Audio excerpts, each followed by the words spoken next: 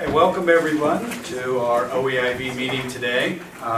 We have a few changes to the agenda because we're trying to shift around some moving parts with the governor who is calling in. We also have a presentation from Dennis Von Rokel, who is going to be needing to head down the road. And if you were like me coming through here in the last couple hours, you know the road is not pretty. So we'll go ahead and start, and let's begin. Seth, if you could do the roll call. Governor Hitzhofer. Julia Brim Edwards. Here. Yvonne Curtis. Here. Matthew Donegan. Samuel Henry. Here. Nicole Maher. Mark Mobihill. Here. David Reeves. Here. Ron Saxton. Dave Reeves is Dave here. Reeves, sir. Oh. Ron Saxton. Yes, I'm on the phone. Mary Spildy. Here. Gay Turan. Anna Vendering. Here. Dick Lithnell. Here. Get that. Okay. The governor's on. Okay, well, we're going to start very quickly with I'm going to shift up to item number 2, will be the NEA presentation from President Dennis Von Rokel. Hannah, realize you just had the luncheon. Maybe if you could do the introduction, and then we will move to the governor right after his presentation. Yes, it's my privilege to introduce the president of the National Education Association, a high school math teacher for 23 years, served in every level of our association as a local president, as a state president, NEA secretary, treasurer, vice president, and now president. An amazing advocate for public education and our students, and we're just really honored to have him here in Oregon. So, Dennis Von Rokel. Well, thank you, Hannah, and thank you, all of you, for giving this opportunity to speak with you. I know some of the individuals in here have had to listen to me before. I apologize if I repeat some things.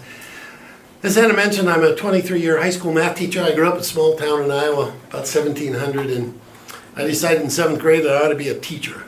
So for 23 years, I got to live that dream. I actually decided to be a teacher before I knew which subject. And I thought, maybe I should teach English. And then I thought, oh my gosh, all those themes and poetry, I think I better do something easy. I'll be a math teacher. So that's what I chose. And I stand before you, or sit before you here today as president of the largest labor union in America. And that journey is one that, what brought me here is that my first year of teaching, I honestly thought if I cared enough and I worked hard enough, I could deliver for every one of my students. And I soon learned that's not possible, because there were so many decision makers outside of that classroom. And I needed a voice. I wanted somebody to know that when they made a policy change or a law change, that how it impacted the students in my classroom, and that's what got me into the union, to give me a voice without leaving my classroom. And so now, in this position, I still feel my roots as a teacher. I love the beginning of the year. It's always the most exciting time as an educator. So every fall, as president, I've always done some sort of a back-to-school tour. And this year, I think there's a little something extra that makes it special. As we look across this country in 45 states and the District of Columbia who found a way to agree on something very important, and that is the Common Core State Standards. They tried to determine standards that were lesser in number, but more clarity, that defined a higher standard of complex skills and knowledge that are needed in this 21st century. To be career or college ready in the 21st century, what does that mean? And they've tried to define that. You know, growing up a farmer in the city, there are many things different that you have to know, but there is a core of knowledge that will enable you to move forward.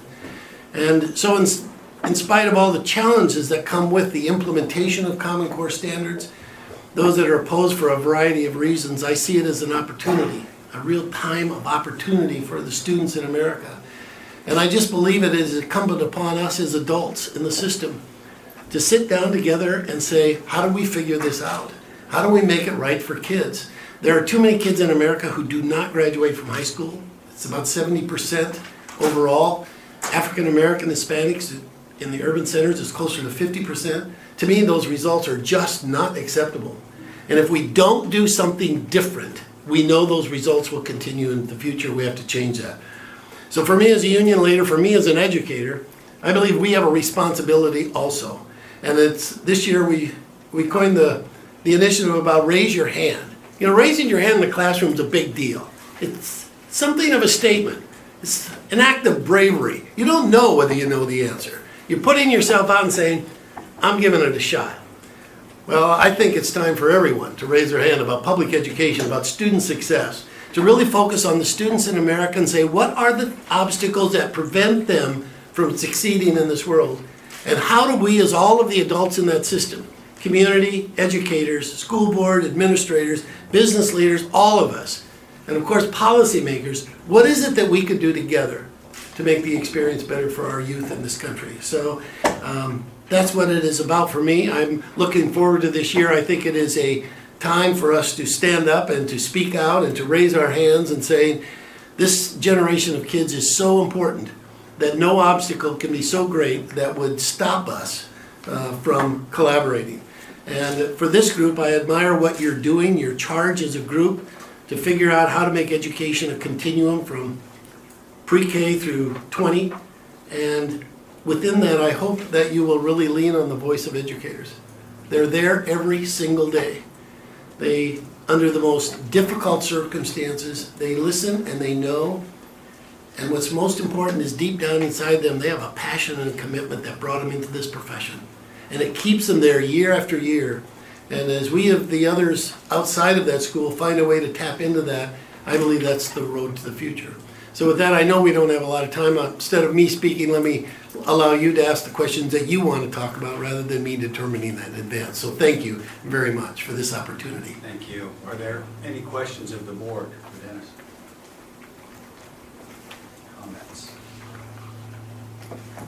I'm trying to increase my wait time lately, Dennis. That's good. It's the hardest thing to learn as a classroom teacher. It is really hard.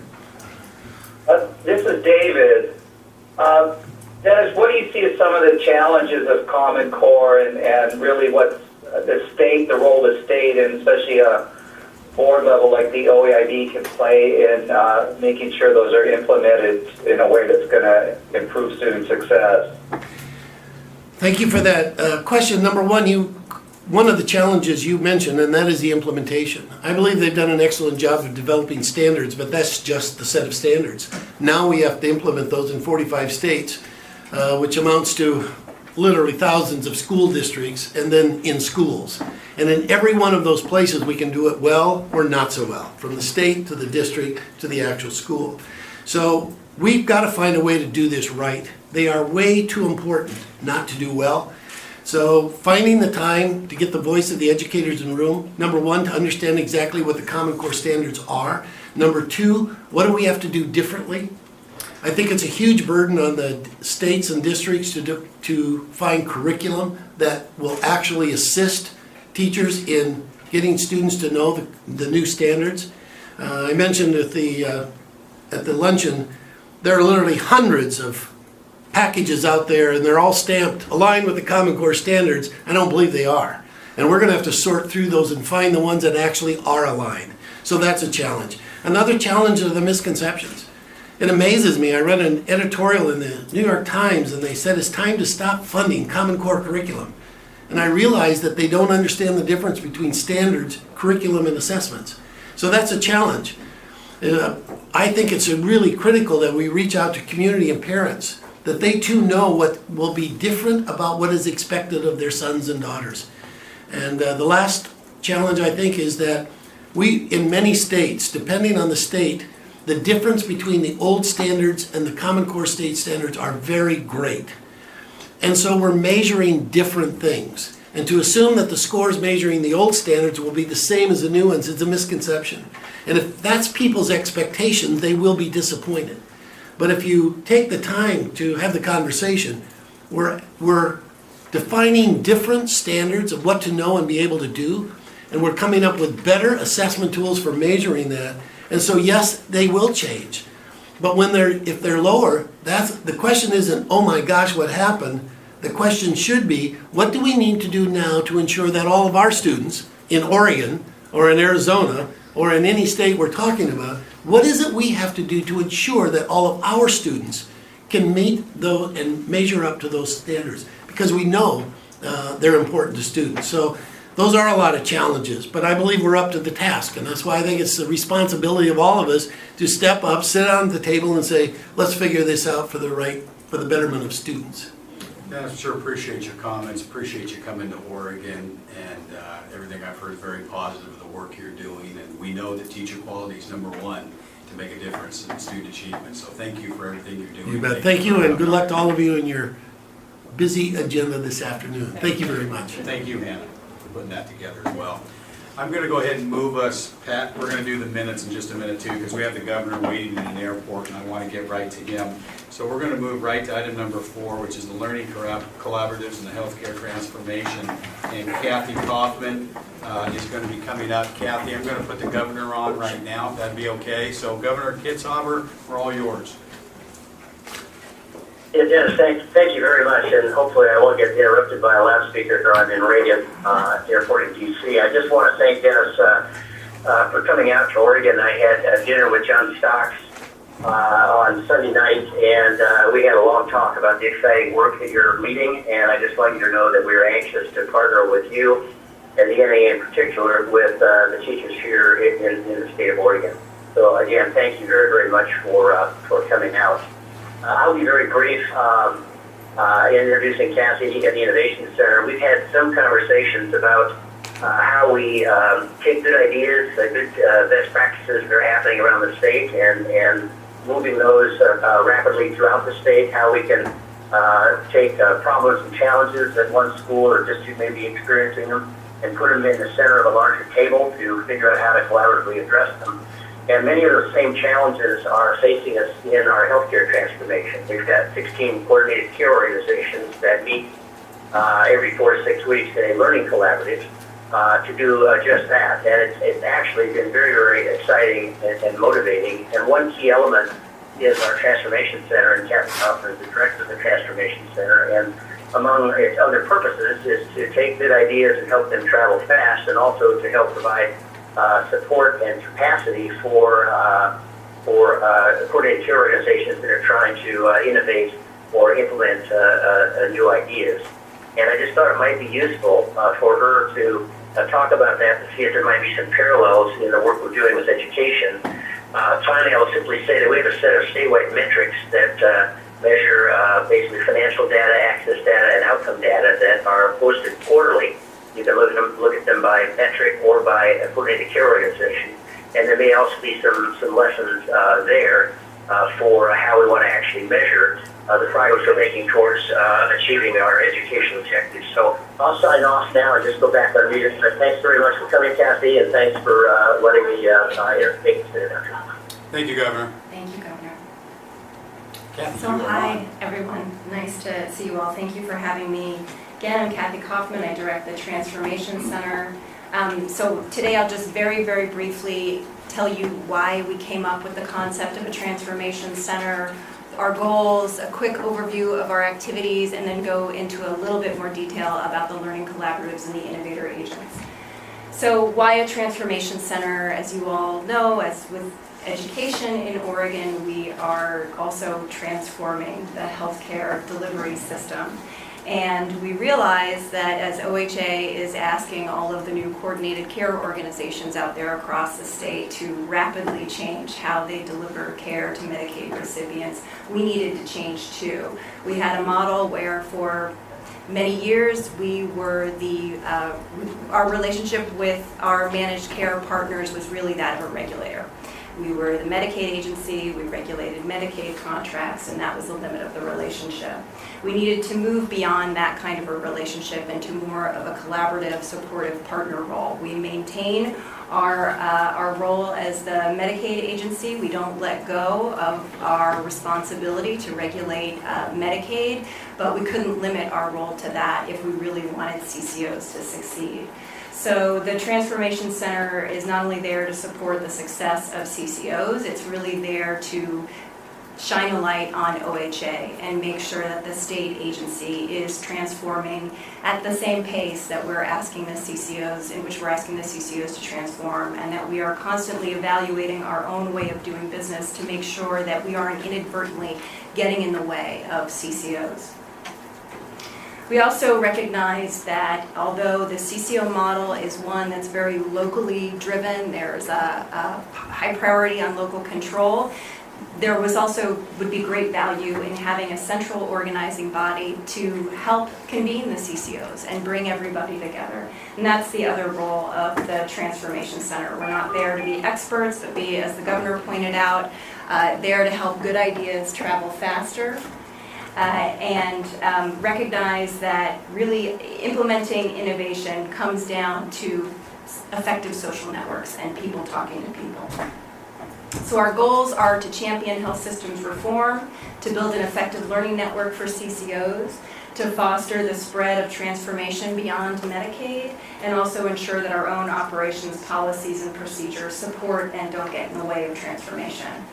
So our specific activities, the internal transformation that I mentioned, do a lot of work throughout the agency to make sure that we're all moving in the right direction.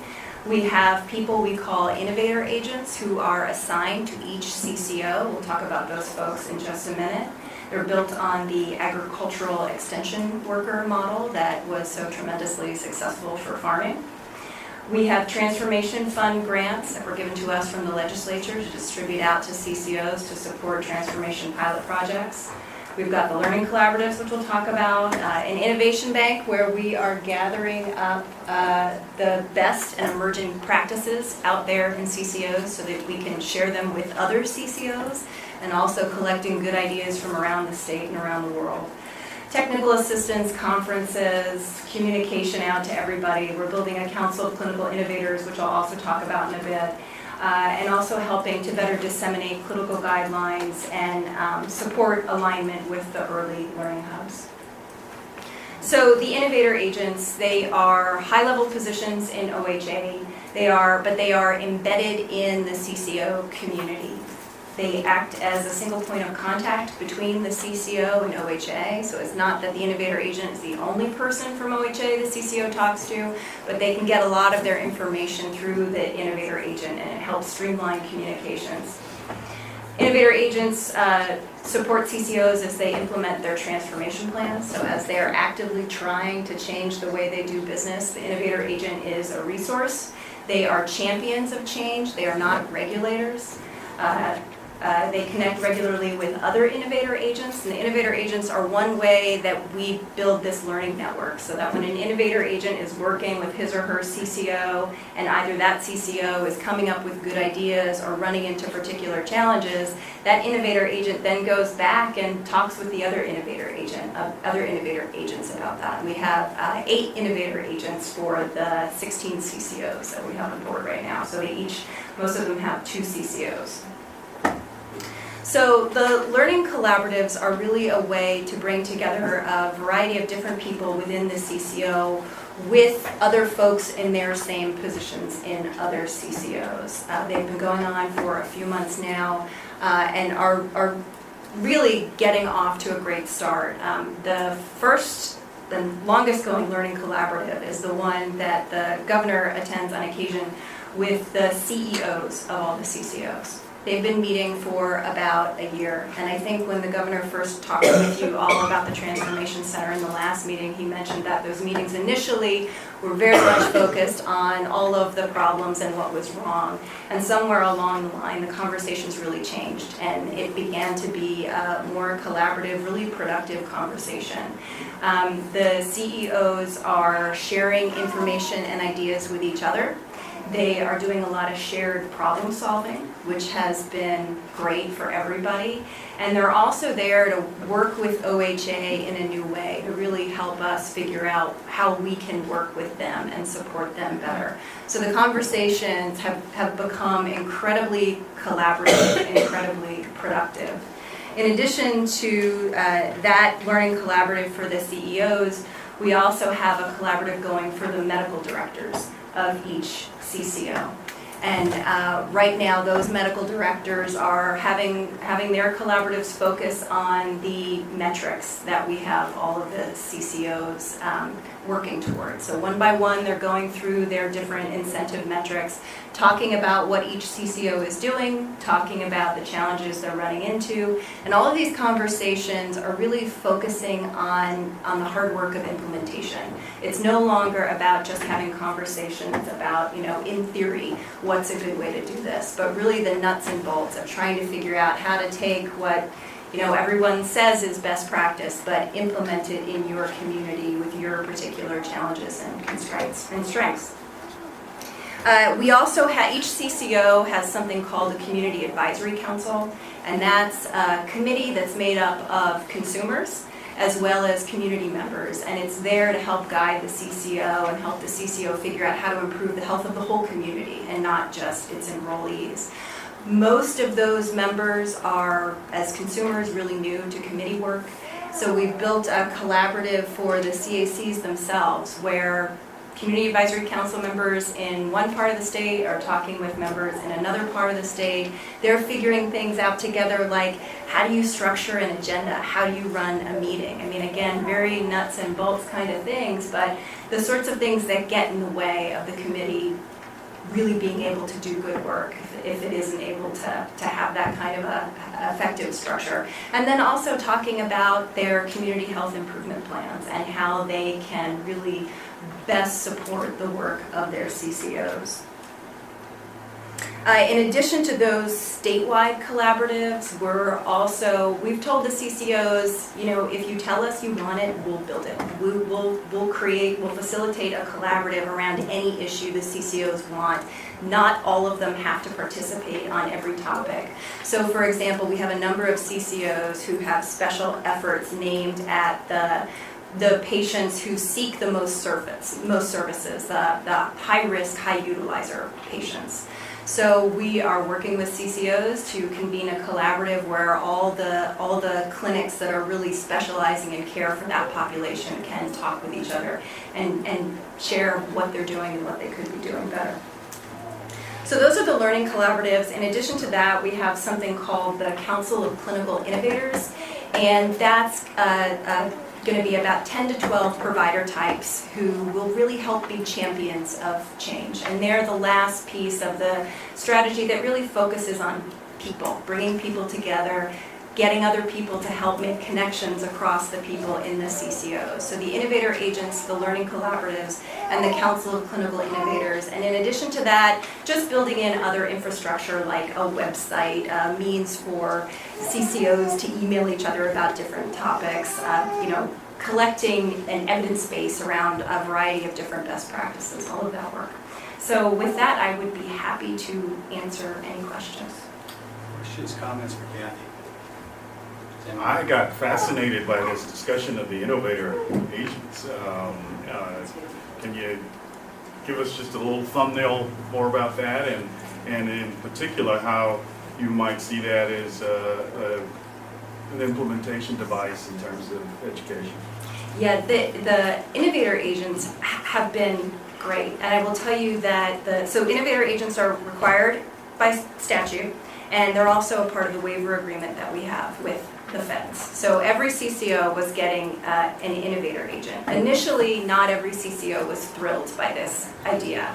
I think there was the perception that an innovator agent was just a nice term for someone who really was going to be a double agent, who was going to work for the state and really just go into the community and try and figure out every single thing a CCO wasn't doing correctly and then run back to the state and report on it. And we have really put a lot of energy and effort into working with the CCOs to make sure that it was really clear that's not their role. In fact, it's really important that the innovator agent have nothing to do with compliance, because it's hard to be a champion and support if part of your job is to go back and and tattle on something. So the innovator agent's number one job is to build trust with their CCOs and their community. They have a few set of standard job duties that are true across all the CCOs, but 90% of what they do is really directed by the CCO. So it depends on the need of the CCO, it depends on the particular skill set of the innovator agent, so they can work together to figure out exactly what they want the innovator agent working on. And then I think for all of the innovator agents, this I guess I would call it a bureaucracy busting piece where the innovator agents are really helping OHA figure out what does it need to do differently, what policies, procedures do we have that really serve no good purpose anymore and are getting in the way.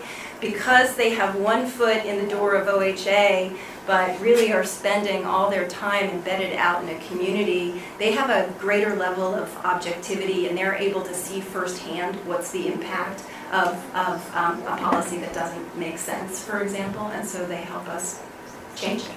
So they've been tremendously successful, and I think the model of having somebody in a region, whether it's somebody who works for the state or works for the region, maybe doesn't matter as much, but somebody who's there to serve the ultimate goal and is going to help all sides talk with each other and get where everybody wants to be, for us, has been a phenomenal model.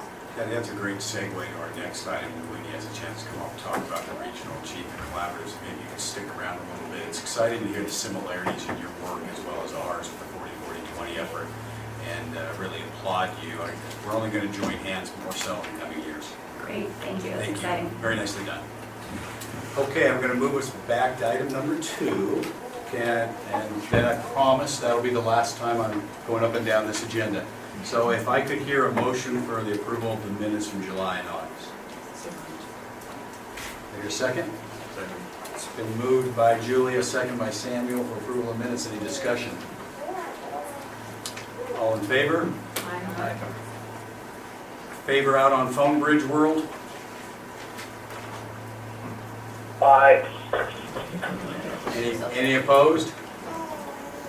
Okay, motion passes. Well, let's move now to number 5, and that is the Regional Achievement Collaborative update from Whitney. A lot of exciting work going on, and as I said, it dovetails quite well with Kathy's presentation. Good afternoon, Whitney Grubbs, Policy Advisor to the OEIB. That was incredibly exciting to hear the Governor and Kathy, and I think the alignment between what we're trying to think about in terms of education and where they are in healthcare is really exciting, and I think it's really important for us to keep learning from what they're doing because I think the themes are really resonating and they're the same. And so I'm going to talk a little bit about the Regional Achievement Collaborative pilot that we're launching, that we're seeing as a nice vehicle to begin creating a structure somewhat similar to what you heard described in healthcare. Now, the first thing I'll say is I know as we've talked about it before, we've talked about these as Regional Achievement Compacts. We have shifted the name of the project to Regional Achievement Collaboratives, both to better describe what it is we're talking about, which is a bringing together of different folks and different roles and leadership to problem solve together in a collaborative fashion, but also because the word compact started to create a lot of confusion given that we have an actual achievement compact. That said, the focus and the sort of guiding and organizing principle of the Regional Achievement Collaboratives is still around the common metrics and outcomes that we have in our achievement compacts. And so the Achievement Compact remains a sort of organizing and central piece, but we're really focusing more on the processes and the sort of bringing together of folks as the key outcome of the Regional Achievement Collaboratives. So in your packet, you have just a small one-pager that sort of starts to give a sense of the Regional Achievement Collaboratives.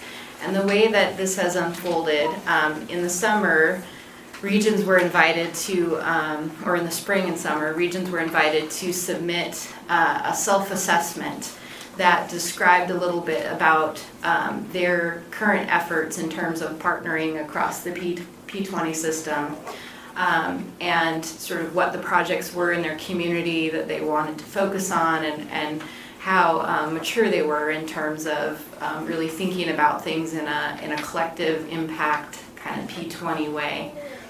And so we received self-assessments back from 14 regions, and working closely with the Oregon Solutions Network, which is a part of I'll get all this wrong, Oregon Regional Solutions, and Greg Wolf, who's one of the governor's workforce staff folks, we were working together on coming up with a set of criteria by which we could look at the regions and sort of evaluate their readiness for participation in the pilot.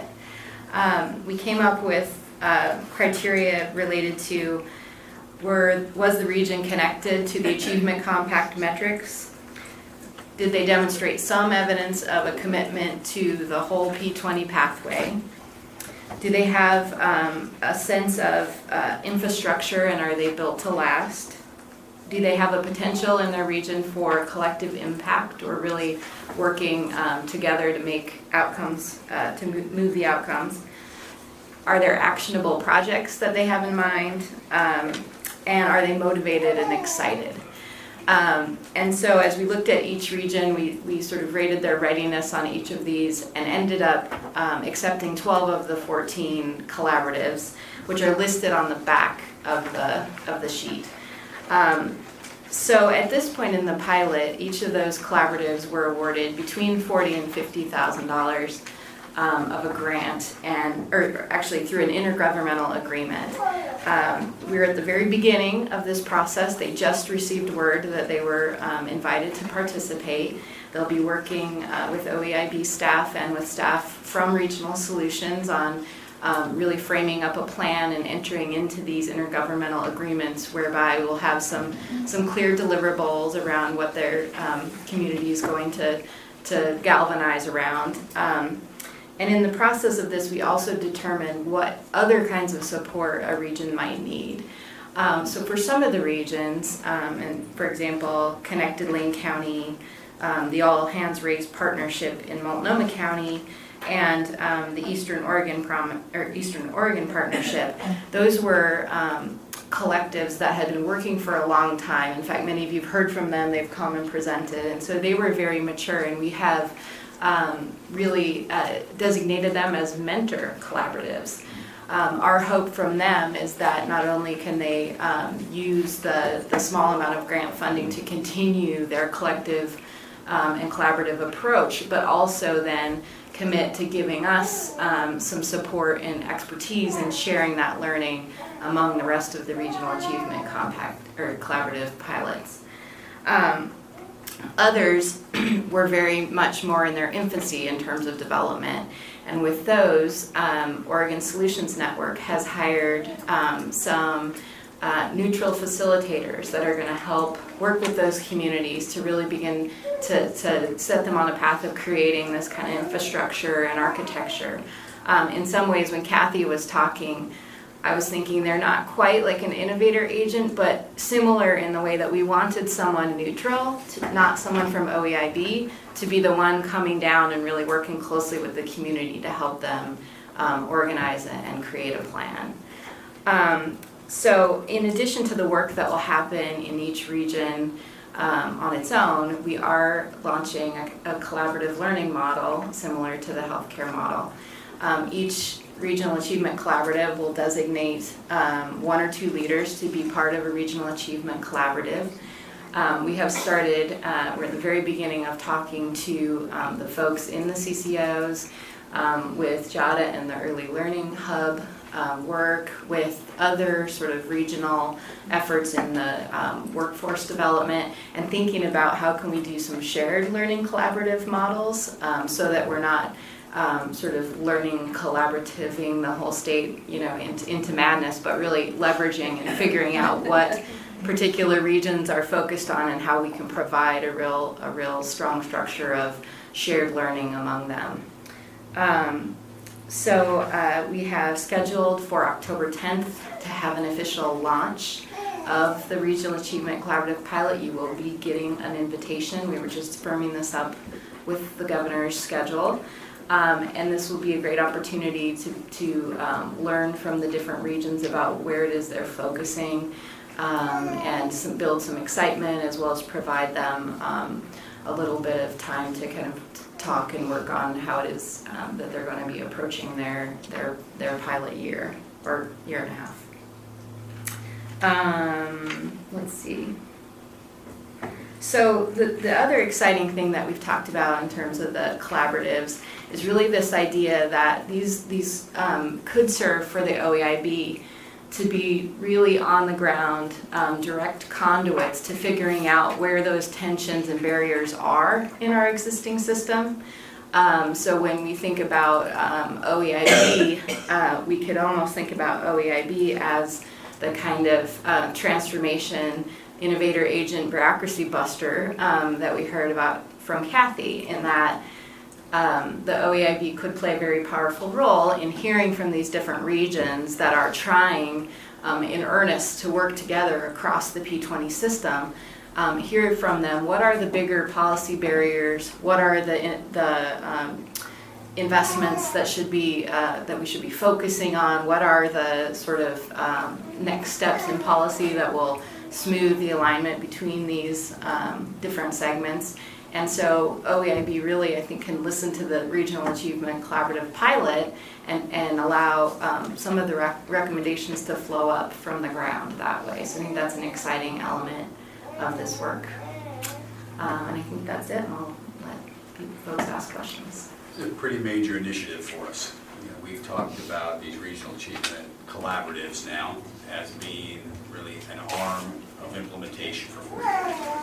So I really want to open it up to the board for comments, questions. This is a pretty important one for us. So, Dick? Yeah, thank you. Wendy, thank you for your hard work. I mean, it's really great. We experienced when we were over at the fairgrounds, the presentation of Mullier County. You guys might remember that. Riley Hill was there. And I'm glad to hear you say that some of these are more mature than others, and so they don't have to do new due diligence again. I mean, they don't have to go through all those kind of hoops because they are entrepreneurial already, what have you. One thing I would really encourage you is be sure you keep the private sector involved in this, and don't bring in a bunch of well-meaning, I don't want to, bureaucracy type of keep the private sector involved. And I have to say that because this Riley Hill, he's on my fanny. I'm telling you, we want the graybeards involved. We really do. And don't give him my number anymore. I'm going to change my number now. But seriously though, I mean, they're on the ground there, and they really know what they're doing, and I think it's really important for that. Also, and as we go along the process, there's several elephants in the room too, with these developments, especially with as an example, Mullier County. I mean, they got land use problems, they've got the water problems, and they want to get the education to get rocking and rolling, but then they're restricted to, when you have 6 million acres and you only can live on or build on 272, and I'll get off my soapbox here, but you have Ontario, and you have 43 miles, Boise, one's at 600,000, one's at 32,000. People, population, and one's under 6% unemployment, and one's in the teens. So, I mean, it's really great to have this presented like you have done that, and I really encourage us to keep the itch going here and not get bogged down in letting other things get in the way of that. So, just keep going. Thank you. I just wanted to make, just emphasize one point that you make here at the end that I'm really hopeful about, and it's the idea of identifying the barriers and the possibility of sort of the barrier busters, whatever that looks like. But also I heard you say, pointing to where those key investments will, do the most good. So those are the two things I think I'm definitely going to take back to my region and to my work. And I agree that we need to keep all our partners there. And I will say, it's oftentimes the bureaucratic partners, which are all of us, where all the barriers exist. I'm sure there's some in other places, but they're a little bit easier to overcome. They're kind of agency by agency or organization by organization, but ours is big and has a lot of this political weight and power behind it, and it just seems like the history has just been special interest group and whoever can push the hardest. And what I love about this process is that through collaboration, it really is, I don't see any other way except for doing what's best for all. Nicole? I just was going to add that I hope we can support these collaboratives in fully implementing and realizing the vision of the equity policy. Many of the communities we're talking about are probably further along than we are in having these conversations, but not all of them are. If there's any support or lessons learned that we can help them get there as quickly, or that we can learn from them, because some of them are doing pretty phenomenal work, but we want to make sure that that's consistently delivered throughout the state. I'd like to just put more emphasis on that and say if there was a way to require, sometimes that helps the organizations to focus on that when it might be difficult in particular communities. That's a way of sort of using the political, strength of those who are looking out for all students. And I would include the English language learner piece as well, because some communities are doing amazing, but some communities know they need to work on that, but may not have the local ability to highlight that, and if we can play whatever role that might be helpful. Well, our adoption of the equity lens, I think, can play a critical role here as being a key piece of this. Julie, do you have a comment? A question, actually. I've got two questions. So when I'm looking at the list, I noticed that not all parts of the state are represented. So, for example, Washington and Clackamas County, and it sounded like they were selected based on sort of readiness factors or the work's already underway. I'm interested in sort of the thinking around where those places where it doesn't exist. Is it because there's not a need, or there's not an organization that's or a sort of community focal point where that work is underway? What's the thinking on that? I think that's a great question, and regions self-selected as to whether or not they wanted to put forward an application, and I think it varies from region to region. In some places it was that they don't have a post-secondary partner who has been at the table or as open to really partnering with the K-12 or early learning folks. In other places it was more that they just had never really thought about how one might organize across the P20 system in a region. In some places, it's that the boundaries themselves, and I'm thinking Yvonne as an example where either it's a dense metro area and there's a lot of other regions that have already sort of defined themselves, and there's some folks that are just not naturally lined up, or there's just more than one post-secondary partner, and so that it's very interesting dynamic. And the same thing is really happening, I think, in early learning as folks begin to coordinate themselves, align themselves around how they're going to apply for the early learning hubs. So I think there's a lot of work to be done at the state level in thinking about how we ensure a kind of coverage and equity across the state in these different regional efforts. But in this one in particular, at this point, since it was a pilot, we were looking more for where those kind of centers of energy, pockets of work had already developed. You have a second question? I did. Thank you. That Yeah. answers it. So the second question is, I'm just trying to figure out sort of the practicality, because if I look at the 0 to 20 system, the place where you start getting where it's more complicated in terms of geographic location is when you get out of high school. So I think the early learning into the K-12 system is very obvious about who the partners would be. But then obviously when students go off to community college, a trade school, a university, it may not be into whoever the regional higher ed institution is.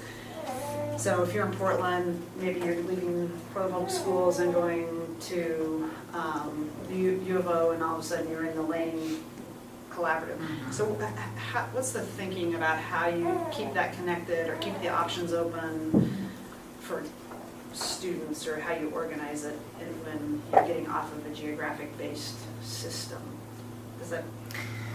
Really good questions. I think those are some of the kinds of questions that we want to begin exploring at the ground level, because I think you're raising a lot of questions that both have to do with the data systems that are in place and sort of how we know what students are in a region, how we follow them. I think it also brings up a lot of issues in regions around the students who are already disengaged from the system, and so you're talking about youth who are already sort of invisible if you're looking just at the traditional P20 system. So my hope is that from the pilot we begin to have both some regions that are more advanced in thinking about who the partners are and some that are more advanced in the work around the data and how we might know to help us as we develop our thinking. But honestly, I think it's early in the conversation, and that those kind of questions are what I'm hoping that folks are grappling with and we're getting smarter about, because you're exactly right. You don't want to close it out and just because you're part of, we don't want it to be that if you're part of the Multnomah County cohort, you don't have access to other things. I think it's more about looking from the adult and institution point of view about really opening your arms to all of the students in your region, regardless of where they are or where they came from. Can I just ask that? Does that include, do any of the collaboratives include also the private colleges and universities sort of in the geographic location? Or Yes. is that sort of somewhat random on whether they're involved? It's somewhat random. It's somewhat random. So in some places their emphasis is clustered more around that, the post-secondary end. In some region it's really focused heavily on the workforce connection and different workforce efforts and the workforce and economic development efforts in the region. In some of our regions, it's a little, it's more focused on the early learning and wraparound service kind of efforts, and so it's really different depending on the region. But we did not prescribe anything other than when we wanted to have some commitment to the whole continuum represented in the collaborative. I'm going to try to move us a little bit. Dick, no, you're fine. Dick, any going? I just final wanted comments to there? jump on what Julia said about the whole state of Oregon. We are at some time down the road, we need to look at the areas, Curry County, for example, because we're not dealing with a marketing plan for widgets. We're talking about an individual life in Curry is just as important as my own backyard here. So, I have to be bouncing off the wall and looking at myself because we have to treat the whole state too. So, but that's down the road. Yvonne? I just wanted to add some information, being a district that did apply and actually is okay that we're not part of it, just to offer some more information. For example, in Washington County, the complexity that you talked about that might happen at the higher levels actually also happens at the K-12 area. So just to give an example, we're looking at how do we duplicate Eastern Promise. Should we work with Western or should we go ahead and work with Eastern, and do you have to really be right next to them? Or which one's offering the most? So do we send our teachers over there? Do we work virtually? Do we create our own? So we're struggling because many of us could have many partners, and when you're a district like mine who's really small and you have a lot of big people around you, big districts, they have to decide how many meetings can CEOs go to. So that's one of the challenges. If I'm asking CEOs from Portland to come be a part of my collaborative, I don't even know if I get my phone call answered, let alone can be able to convene a meeting. So what I'm hoping, I love the innovator agent sort of ideas, I'm hoping that we learn from these collaboratives how to help facilitate that process when there's so many complex issues, because I think we have them at every level in the system. So I think, I always say this over and over again, but the collaborative concept is where I think we're going to really find the fruit that we multiply. And find out where the barriers are, not just in policies and what we should invest in, but how we make those connections. So I think it's a great model to start out with.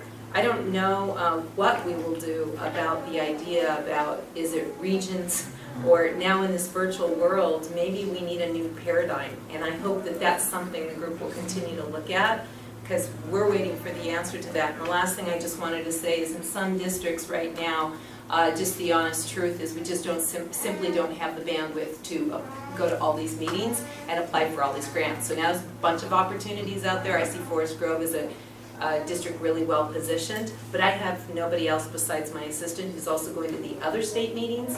There's nobody left to write grants and these plans and all of these reports and going to all the meetings. So part of the challenge is we've downsized so much on administrative staff that take advantage of some of these things is a little bit challenging. So I think, and I know we're not the only district dealing with that. I do that all the time. So that's another thing we have to figure out is, you know, how many times do people have to get together to make some of these things work? I'm impressed you used that bandwidth term, that's getting a lot of traction. I'm also impressed that the October 10th launch is going to be in Pendleton, isn't that what you said? Whitney, thank you very much. Final comment, Hannah? No, I have a couple questions. Okay. Do you have the list of who's involved in each one of these? I have not put that together, but I plan to, because I think it's really important to know sort of who the partners are at the table, so I'll get that. I think getting the right people on the bus is an important piece of this work, and getting them on at the right time. Heard from leaders around the state, there's a whole lot of grants that are going through the channels to get approved, and people are being asked to sign on to something that they weren't part of building. So if we want parents to buy into the work we're doing, if we want educators to commit to doing the work, then they need to be in from the beginning, not an afterthought of, we need you to sign on to this. So I would, do we have any parameters that we have set in place for the collaboratives about who should be involved? No, this was a very non-prescriptive process from our end, and so really the criteria that I talked about in the beginning was all we were looking for, some level of commitment from across the P20. So it was really different region by region, and we didn't, we're really sort of allowing for regions to organize their tables the way they see fit, and we didn't put any requirements on them. I think you might be referring probably more to some of the work that's going on with the strategic investment implementation, where it's an actual grant application. And I am, absolutely. Yeah. I'm not referring to this, but what I'm saying is, down the road, there's going to need to be commitment from the whole continuum of education. Students, parents, educators, business community, we're all going to have to really dive in and believe that the work we're doing is what will make a difference for our students, or else they're not going to engage. And I think we've done way too much of that, creating a path where some people are in a room and they haven't really gotten input, and they haven't engaged the community in a way that they are going to buy into and do the right thing. So I hope that we can make sure that we get that in place. The second is, I think, what Yvonne just talked about. The grant process has taken over education in many ways. You've got this small amount of money that comes through the system that does not provide the quality learning environment for every student, and then we can go out and we can request these grants. Well, there are districts who have grant writers who are writing all the grants, who are doing all this. That's a have and have not. We need to get to the point here, this board needs to get to the point where every student has access to a quality education, and we're not going to get there by continuing to facilitate grants. Thank you. Appreciate it, Whitney. Okay, next presentation that we have is the chalkboard project. We have Amy Craig. Amy, if you could please come up, and it's going to be a conditions report. So, thank you, welcome. Thank you. Well, thank you very much for the opportunity to be here today and share the Chalkboard Project's latest Better Schools, Better Oregon conditions reports. That's going to pass them out to you. And there are copies back on the table if anyone wants to follow along. So I also brought Sue Rickey-Smith with me from Salem, and I'll let you introduce yourself, Sue. Thank you. I'm Sue Rickey-Smith. I'm the Director for Instructional Services for the Salem Keizer School District. And I'm going to call on Sue as we get into the report to talk a little bit about the work Salem is doing and why they're getting good results for ELL students. So first, I want to start by just talking about why we do this report. So the Chalkboard Project's vision is really to see Oregon education among the best in the nation. I'm in the top 10 in the nation. And so we do this report, we look at data as a way to sort of take stock of where we are and figure out where we need to be, what those top 10 systems look like, and what we can learn from. So that's one reason. The second reason is that there's just a lot of data about Oregon schools. There's a lot of reports that come out, there's different measures, and it can be overwhelming, and I'm sure you all experience that too as you're thinking about your strategic plan and what it is you want to measure, how you want to measure it. So we do this report as a way to paint a picture of how Oregon schools are doing, and it's not, it's not a perfect picture. We're not able to pull all of the data, but it's a general sense of how we think Oregon schools are doing, and it's a jumping off point to say who's doing it differently or better, what can we learn from them, and highlighting places that are doing really well in Oregon. So as I jump into the key themes in here, I want to say the general picture might not be as pretty as we'd like it to be. We think there are a lot of areas for growth, but there are awesome teachers across the state. There are great schools across the state. There are terrific districts. There's a lot to learn from. And so hopefully you'll see some of that come out in this report, and Sue can speak specifically to what Salem is doing. So I'm going to jump into some of the key themes. If you want to turn to pages 3 and 4, we just talked generally about how Oregon is doing compared to other states. And the theme here is that, Oregon has been holding steady. We're doing okay. We're not at the bottom of the pack when it comes to NAEP data, specifically the National Assessment of Educational Progress. We're not at the bottom, but we are far from the top. And other states are making progress quicker than Oregon is. So even if we're staying stable, they're moving ahead, so our ranking is falling. So it gives us an opportunity to say, hey, how do they keep going up in the rankings? What are they doing to sort of propel forward? That's the first theme, is we're not keeping pace. Second one, if you want to go to pages 5 and 6, is that Oregon's student population is changing. I don't think this is news to anyone. I'm sure you've all discussed it in lots of other meetings, but there is good reason to keep discussing it. One of the important pieces that I want to note here is when we look at the ELL population, about 1 in 5 kindergartners in Oregon is an ELL student. That's huge. 1 in 5 kindergartners is an ELL student. So this is not just a small population that we're talking about that we need to do something different for. This is about changing the system to serve all students. So with that, I want Sue to talk a little bit about what Salem is doing to serve that population, and then we'll keep going through the report. Thank you so much, Amy, and I thank you for the opportunity to share a little bit of the work that we are doing in Salem-Keizer. We realize we still have significant challenges ahead of us, but there are bright spots, and that's what I'm sharing with you today.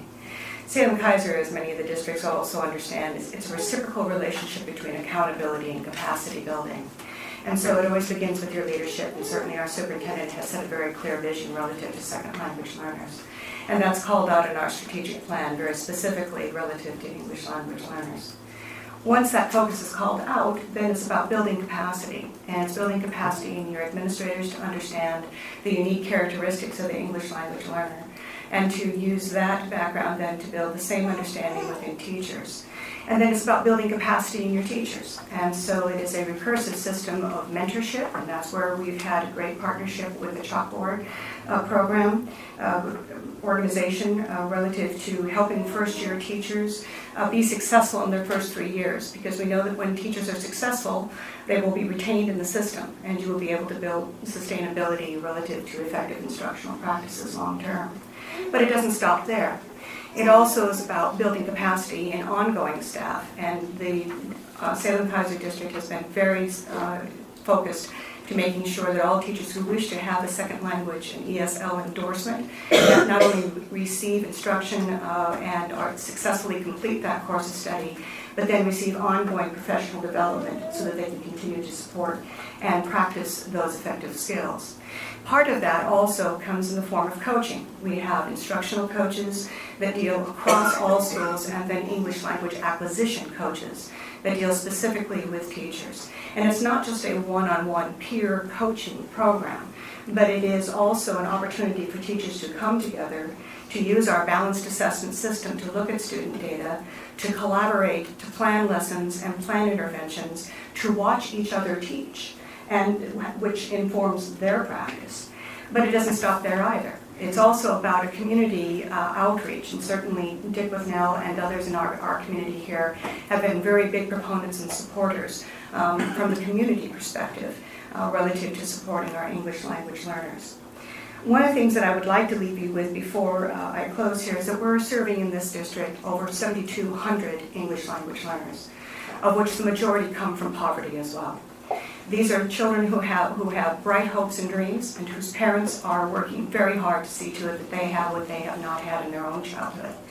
I have on my desk a letter that was written by a student at Chavez by the name of Josue. Josue was a fourth grader last year, is now a fifth grader. And he has been a member and recipient of our Literacy Squared, which is a bi-literacy model of instruction. And he and all of his classmates were asked to write a brief essay about why they liked being bilingual. His was titled, I Have a Voice. And in there he talks about, I have not just one voice, but two. I have a voice in Spanish, and I have a voice in English. Not only am I able to speak in Spanish and English, but I can do math, and I can do science. And I can help my parents, and I can help my community. And because of my two voices, I have respect. People think I'm smart. I know I'm smart, and I know I will do great things. I have a voice. I have a voice in two languages. That copy sits on my desk, and I share it with the staff that I am privileged to serve through leadership every day in serving our schools.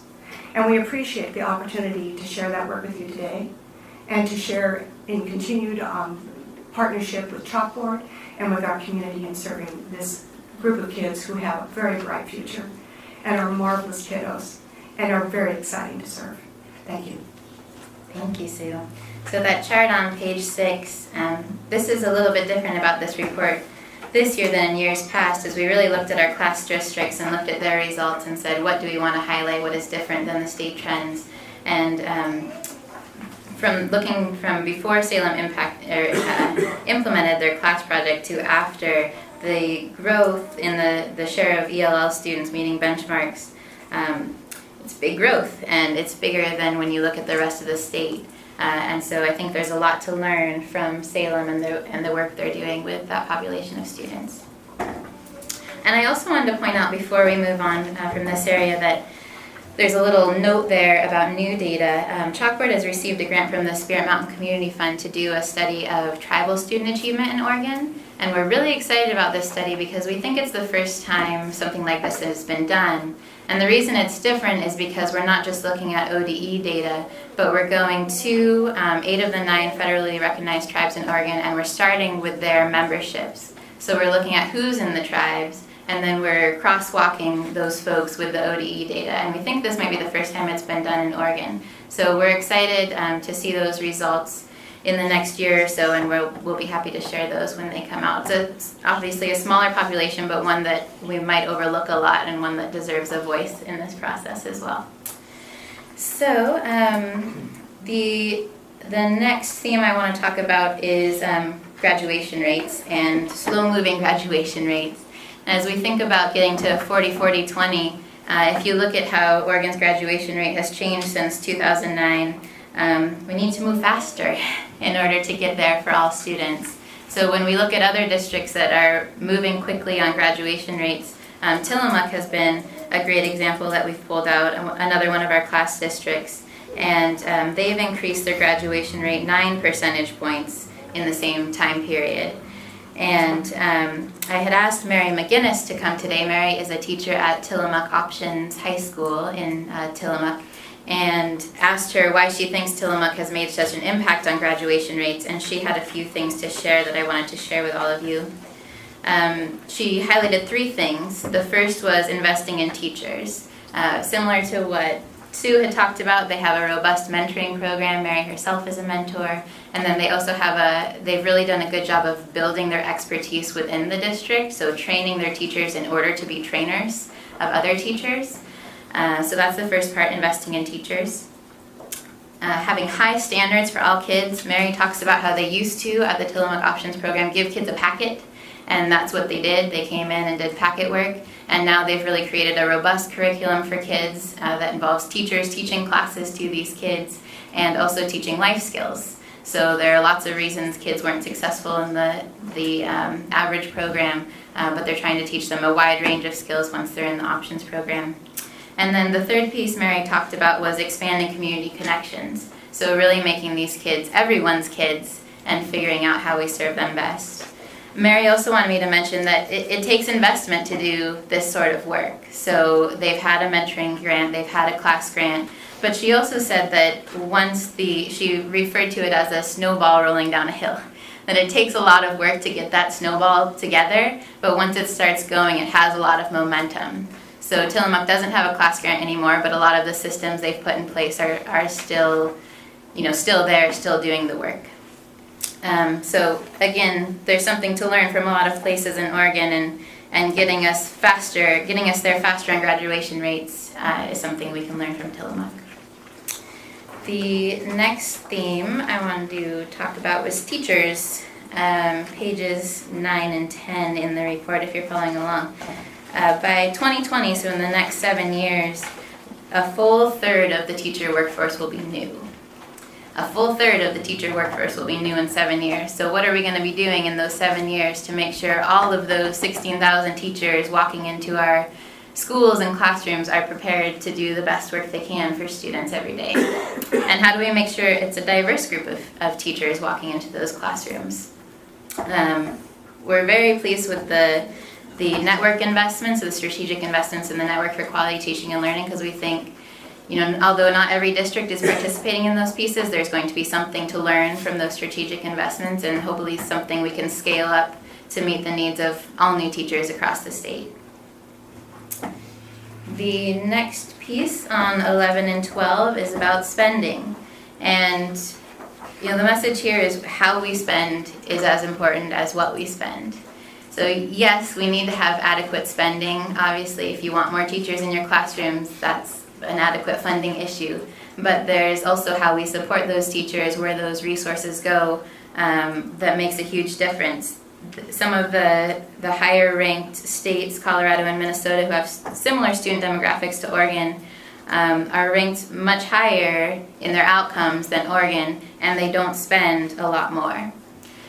So I think there's things to learn from these states. We don't know what all those learnings are, but spending wisely is one of the things that we think it's important to pay attention to, and that Chalkboard will continue to pay attention to. And then the last piece I wanted to talk about is just the context on the back of the report. There are two pieces I want to draw your attention to. The first is the percent of small districts under 250 students in Oregon. 28% of districts in Oregon have under 250 students. So as we're talking about this work, how are we serving those really small rural districts? And does it look the same as how we're serving bigger metropolitan districts? So it's a big group of districts. And the second piece that I want to draw your attention to is that only 23% of households have children between the ages of 6 and 17. So when we're talking about making the case to the community, there are a lot of people out there who do not have children currently in the system, who are one step removed, either never had kids in the system, have yet to have kids in the system. So it's important to paint a picture for them that resonates with them, and they see how they can be involved. So I hope I've added a little bit to your picture of how Oregon schools are doing. I hope you learned a little bit from Sue, and we'd be happy to answer any questions. Questions for Amy or Sue? Julie? We'll go ahead. Yeah. So on page 11 and 12, because you can get data to say what you wanted to say. So I believe we're the second hungriest state in the nation. Is that your understanding? That's the stat I heard, Okay. yeah. Mm-hmm. So if you listen to people talk about the number one indicator of student success in schools is quality educator. The number one indicator outside is socioeconomic. We talked about this from the very beginning of this board. We said if we don't address the issue of poverty, we're not going to get anywhere. And we're not. Don't care how much we spend if we don't invest it wisely and address the issue of poverty. So when you look at these numbers, I think that you have to also take into account I don't know where Massachusetts sits on the poverty-hungriest state in the nation, but sometimes we throw out information and we are critical about education when we don't dig in and really try to find out why. And that's one of the things that I hope and dream that we can start doing, is really dig in and figure out why are we not succeeding. It's not acceptable to have the dropout rate that we do. When I look at the dropout rate that you shared in this document, and you excluded the class districts on page 8 from the green line. The graduation The rate. graduation rate. So we made it, through the grant process, there was an investment made, and I gotta tell you, in talking with educators across the state who have been involved in the class project, that money has really helped. They have had collaboration time. They've been able to talk about student achievement in a way that they never could. When the educators are sitting together with the parents and their administrative colleagues, they can build something. We have to invest in that. We have to make sure that we give every student the opportunity, not just the class districts.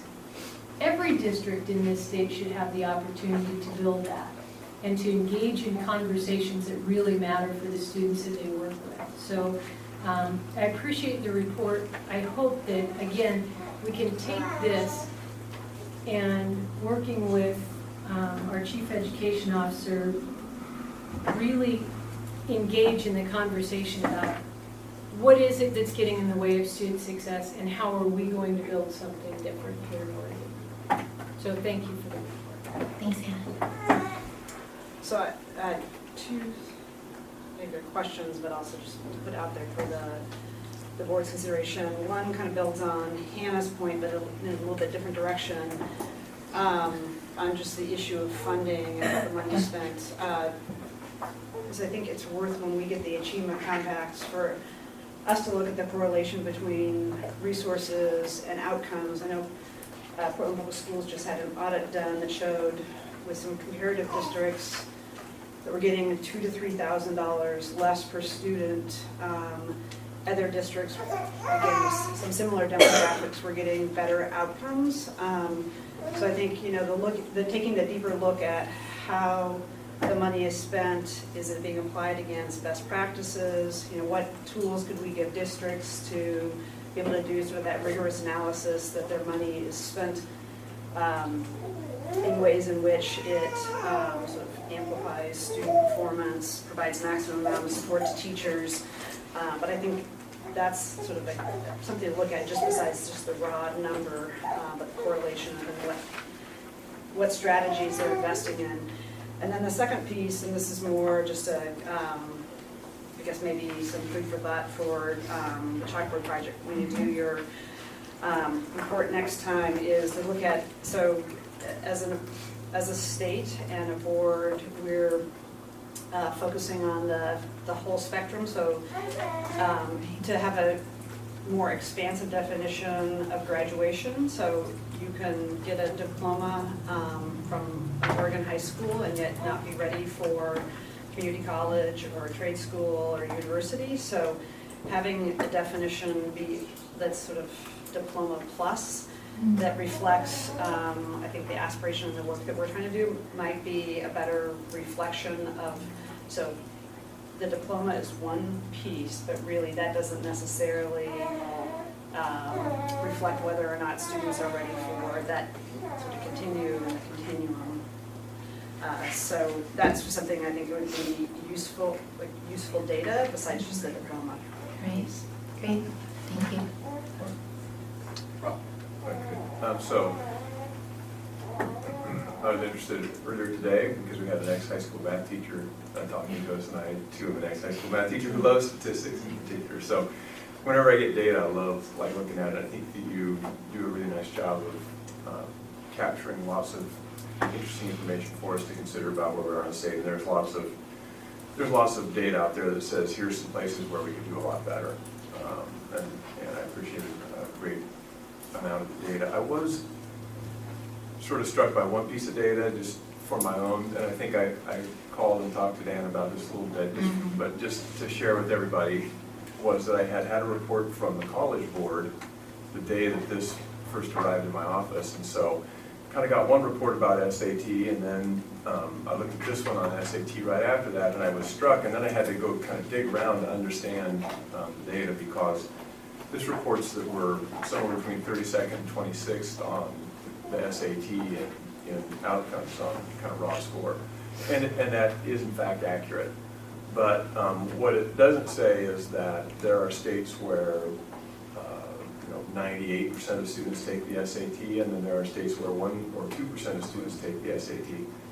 And what I found interesting about this is that in states where more than 40% of students take the SAT, Oregon is number 2 in reading. And in states where more than 40% take math, we're number 1 in reading. I misspoke. We're number 1 in reading where more than 40% of students take the SAT. We're number 2 in math, and we're number 2 in writing. So I thought, well, maybe I should collar it then. So I went 5 above and 5 below participation for us, because maybe it looks different. It did get down to about 8% of states when you go below kind of our participation level.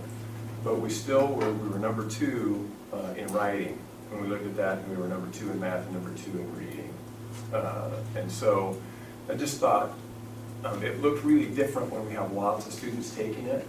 And I think that is at least more accurate when we talk about the SAT, because in states where 2 to 5% of students take the test, it typically is just students who are going to apply to a very specific kind of college that require the SAT, and typically they're really high, they're really sort of specific entrance kinds of colleges. Certainly, the NAEP is the NAEP for Oregon, right? And a whole bunch of other pieces are just what they are. But there's one place where I thought we probably, year over year, have performed fairly well on the SAT compared when we look at that participation. So. No, I appreciate that, and I meant to say that when we started, that if there are different ways you think we should be showing this, we definitely appreciate it. We try to send it out to lots of people before we actually go to print, because we know there are things like that we probably missed. So I definitely appreciate hearing that, and if there are other things you see in here that you say, hey, I think it would be more accurate if you showed this piece too, let me know. I'd like pictures very good, thank you. Yeah, I'd like to see that longitudinally, because what Rob is mentioning has been pretty consistent for many years, and so it would be nice to see the longitudinal data. And I believe, Rob, it was at least a couple of years ago, it was 50%. You're saying 40% of the kids who took it. Well, in Oregon last year, about 46% of students took the test. I'm saying in states where more than 40% of students took the test, we're number 1 in the reading on SAT on average score. I don't know that that's really a fair comparison either, because there are states where 98% of students take the test, and we ought to outperform those, right? But even when you collar it, with 5 or 10 above or below, we're still performing at the top level. Mark, I think one thing we miss on these statistics when we get these reports is where we should be in the nation with the other states and all of that, but we don't show in these reports what the cost is when we don't achieve. Mm-hmm. And to me, that's an inside look to get downtown excited and to get the leadership of your community excited about what the cost is. Every prevention continuum that you see, it all goes back to the cheapest, is at the biggest volume, is of course the preventive piece, and education is the biggest piece of that. The most expensive, you can go to the Department of Corrections and find out what it costs, or the OYA at $269 a day. So we don't give that. And a good example of that, I think, is our own high school here in Marion County. Rob was over there talking about the turnaround. In 1985, the Oregon School Administration listed it, Guido Colorado was the principal, as the #1 principal in the state of Oregon. It was the #1 high school in the state of Oregon. On January 21st, 2004, headlines, big banner across the Statesman Journal said, report, McKay tops dropout rate. And that stimulated the community. Brian Johnson, when he was alive, the sheriff, the DA, a bunch of other folks like myself, got it together with the superintendent, and we decided that we really wanted to get something done. And in 9 months, the Statesman Journal had once a month had front page total articles about McKay High School. That was 2006. Here we are today, or this month here, saying what can be achieved. And this was done by stimulating the community. And sometimes I'm that voice, and maybe Ron Saxon can help me out on this, but you know, the school teachers, sure, they're teaching the school, and the superintendent's this way. We passed a $273 million bond issue. We did Chemeketa, a $53 million bond issue. We did all that, and, you know, yay, we can celebrate that. But until you get the friggin' community engaged in it, and when they will demand the excellence and help the teachers and the educators what they need, it ain't going to happen. So I'm saying that we miss the opportunity of saying why we're not talking about widgets here. We're talking about individualized. We're not seeing the value of that. So instead of having a win-win of doing better, let's once in a while show the lose-lose that we don't.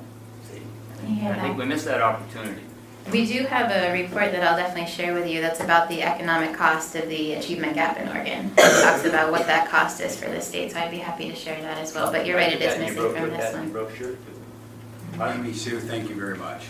Appreciate it. Okay, guys, we're going to dig into the strategic plan with Whitney and Nancy when we come back. Well, why don't we take about a 10-minute break? So, what do you think, 2:40, we're ready to roll? Short recess. Okay, I think everybody's had their picture taken or not taken. So, we'll rock and roll. Yeah. What's that? New name for it? Okay, all right. Okay, we're going to move right along here to our next agenda item, which is number 7, the strategic plan review. I know that when Nancy called all the board members when she first took over her position as interim chief education officer, many of us talked about grounding ourselves in that strategic plan. So we have Whitney and Nancy here today. Nancy, I didn't know if now you wanted to introduce your new staff. Sure, that would be great. So I just wanted to say, as a group in OEIB, we're beginning to gain new people, understand our strengths, align our strengths with the work that needs to be done, so it's a very exciting time. And we have 2 new staff who we do want to introduce you to, because you're probably going to be getting emails from them. And instead of going, who is that, we want you to be able to pick a name with a face. And so I'm going to begin with Kristen Gimbel. And Kristen got married between the time we interviewed her and she got the job. So I keep thinking of her as Kristen Trainer, but I'm working hard on this. And she is our Director of Communication, and she came to us from Camp Fire in Portland. We heard fabulous things about her, and just the week she's been here, I can see why all those great things were said about you. So this is Kristen. You want to stand up or wave so they know who you are? Great to have you as part of the team. And then the second new member of the team who's going to be focused on our STEAM initiative is Mark Lewis. And you want to just wave, Mark, I'm going to tell him a little bit about you. Started as an aerospace engineer and then decided that that was pretty good, but maybe teaching children would be even better, and was a math and science teacher. We think he made the right choice. And then he was in Washington and one of the people who started thinking about STEM and the STEM collaboratives they had there. So we're really thrilled to have both of you on board. And I did want the board to know, I remember Hannah said, I want to see an organizational chart. So next time we'll bring back an organizational chart. It also will not only have the new people, but the roles of some of the existing people are changing as we think about how we best do our work. So I am going to take some time on the agenda to really go through that and help you all understand, because they are there to serve and help you lead. So welcome, welcome. We love having you. Welcome aboard. That's great to have you. Have you join the ranks. Whitney, strategic plan. So you're going to get sick of me, but I'm going to talk about the strategic plan, work plan, which is the work that we did following the last board meeting, the board planning meeting that we had, where we talked about what some interim 6-month outcomes would be. This document, I'll take just a minute to sort of describe how it's laid out, and then I'll walk you through a few key pieces. I know we don't have a ton of time. So you'll see in the first column where it says objectives, these objectives are the dark and the dark lines are the objectives that were in the strategic plan that you approved in February. So nothing has changed in terms of the OEIB objectives nor the strategies that are listed in the light gray boxes. Actually, yours is colored, isn't it? Let's see, what do we have? Yours is great, you're right. Okay. The blue are the objectives from the strategic plan you adopted, and the gray are the, what would we call them? Strategies, thank you. What we filled in is the white, thank you. Now I have a colored copy to follow along with you. What we filled in are the white pieces, which are interim steps, interim objectives, and interim outcomes.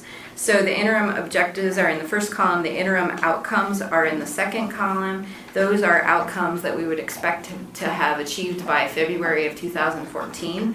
It's a little bit longer than a 6-month outcome, but we included in the short legislative session just as that tends to be a natural breaking point for us. So I'm now going to just go through and highlight a few things, and then I'll take questions and the board can have discussion about the plan. So on OEIB Objective 1, complete design and implementation of the P20 structure. The first strategy is around governance and state agency structure to support a seamless P20 system. As you know, in the last legislative session, as Ben Cannon has kept you apprised, there's been significant governance and structure changes across the P20 system. So at the OEIB level and down through the agencies, we view the work of the next 6 months as really making sure that these transitions are done with a maximum amount of alignment, maximum amount of communication and support. So that's really the work of that first strategy.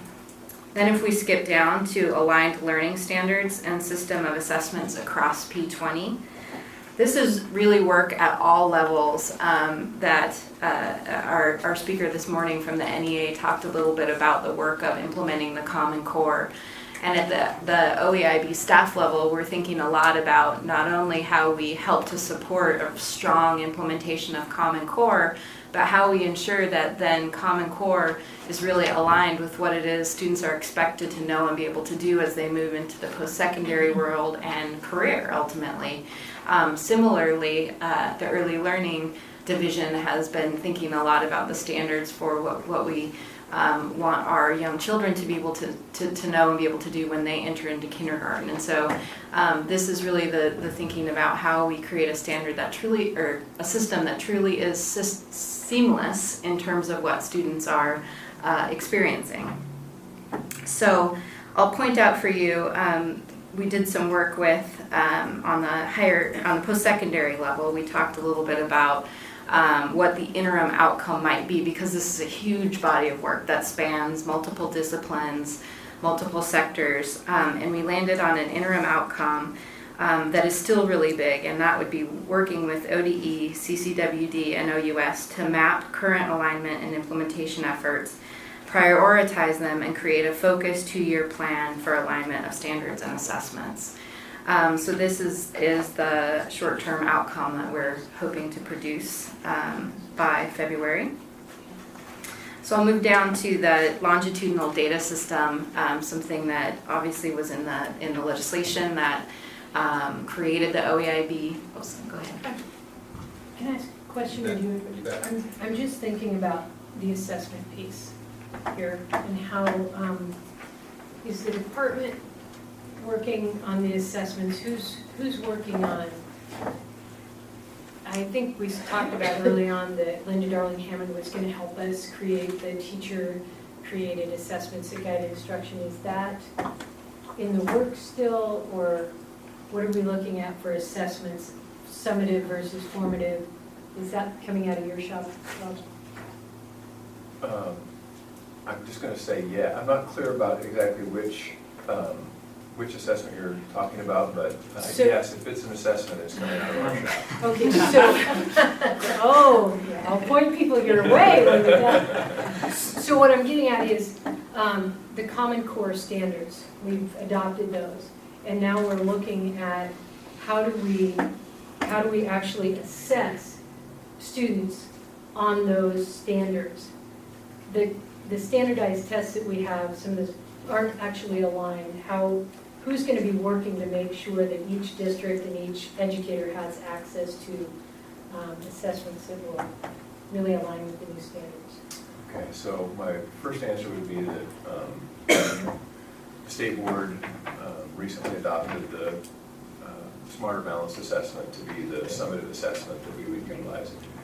In that process, we asked them to also allocate some funds so that there could be interim assessments and formative assessments that districts and their schools may want to engage in. So there's about $5 per student that came out of, well, that the legislature appropriated, and it currently sits, just to get really technical about it, it currently sits in, I think, in the E-Fund, the dollars to pay for all of this. And so we still need to secure those funds technically from the legislature.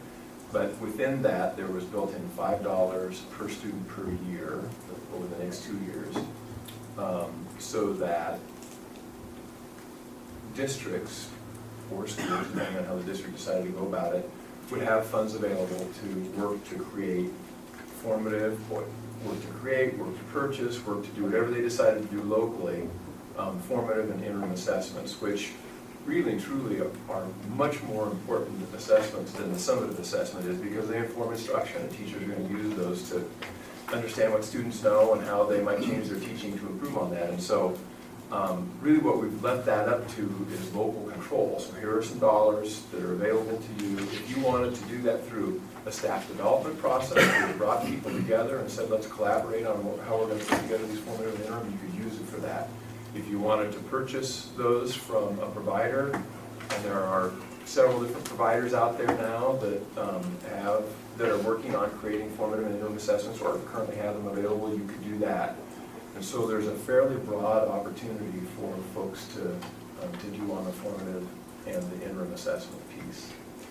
And I can add, from the perspective of OEIB, we're looking at, in the process of implementing the Network for Quality Teaching and Learning, ways to support educators and actually having the skills and tools and time that's necessary, collaboration time, to develop those kind of assessments.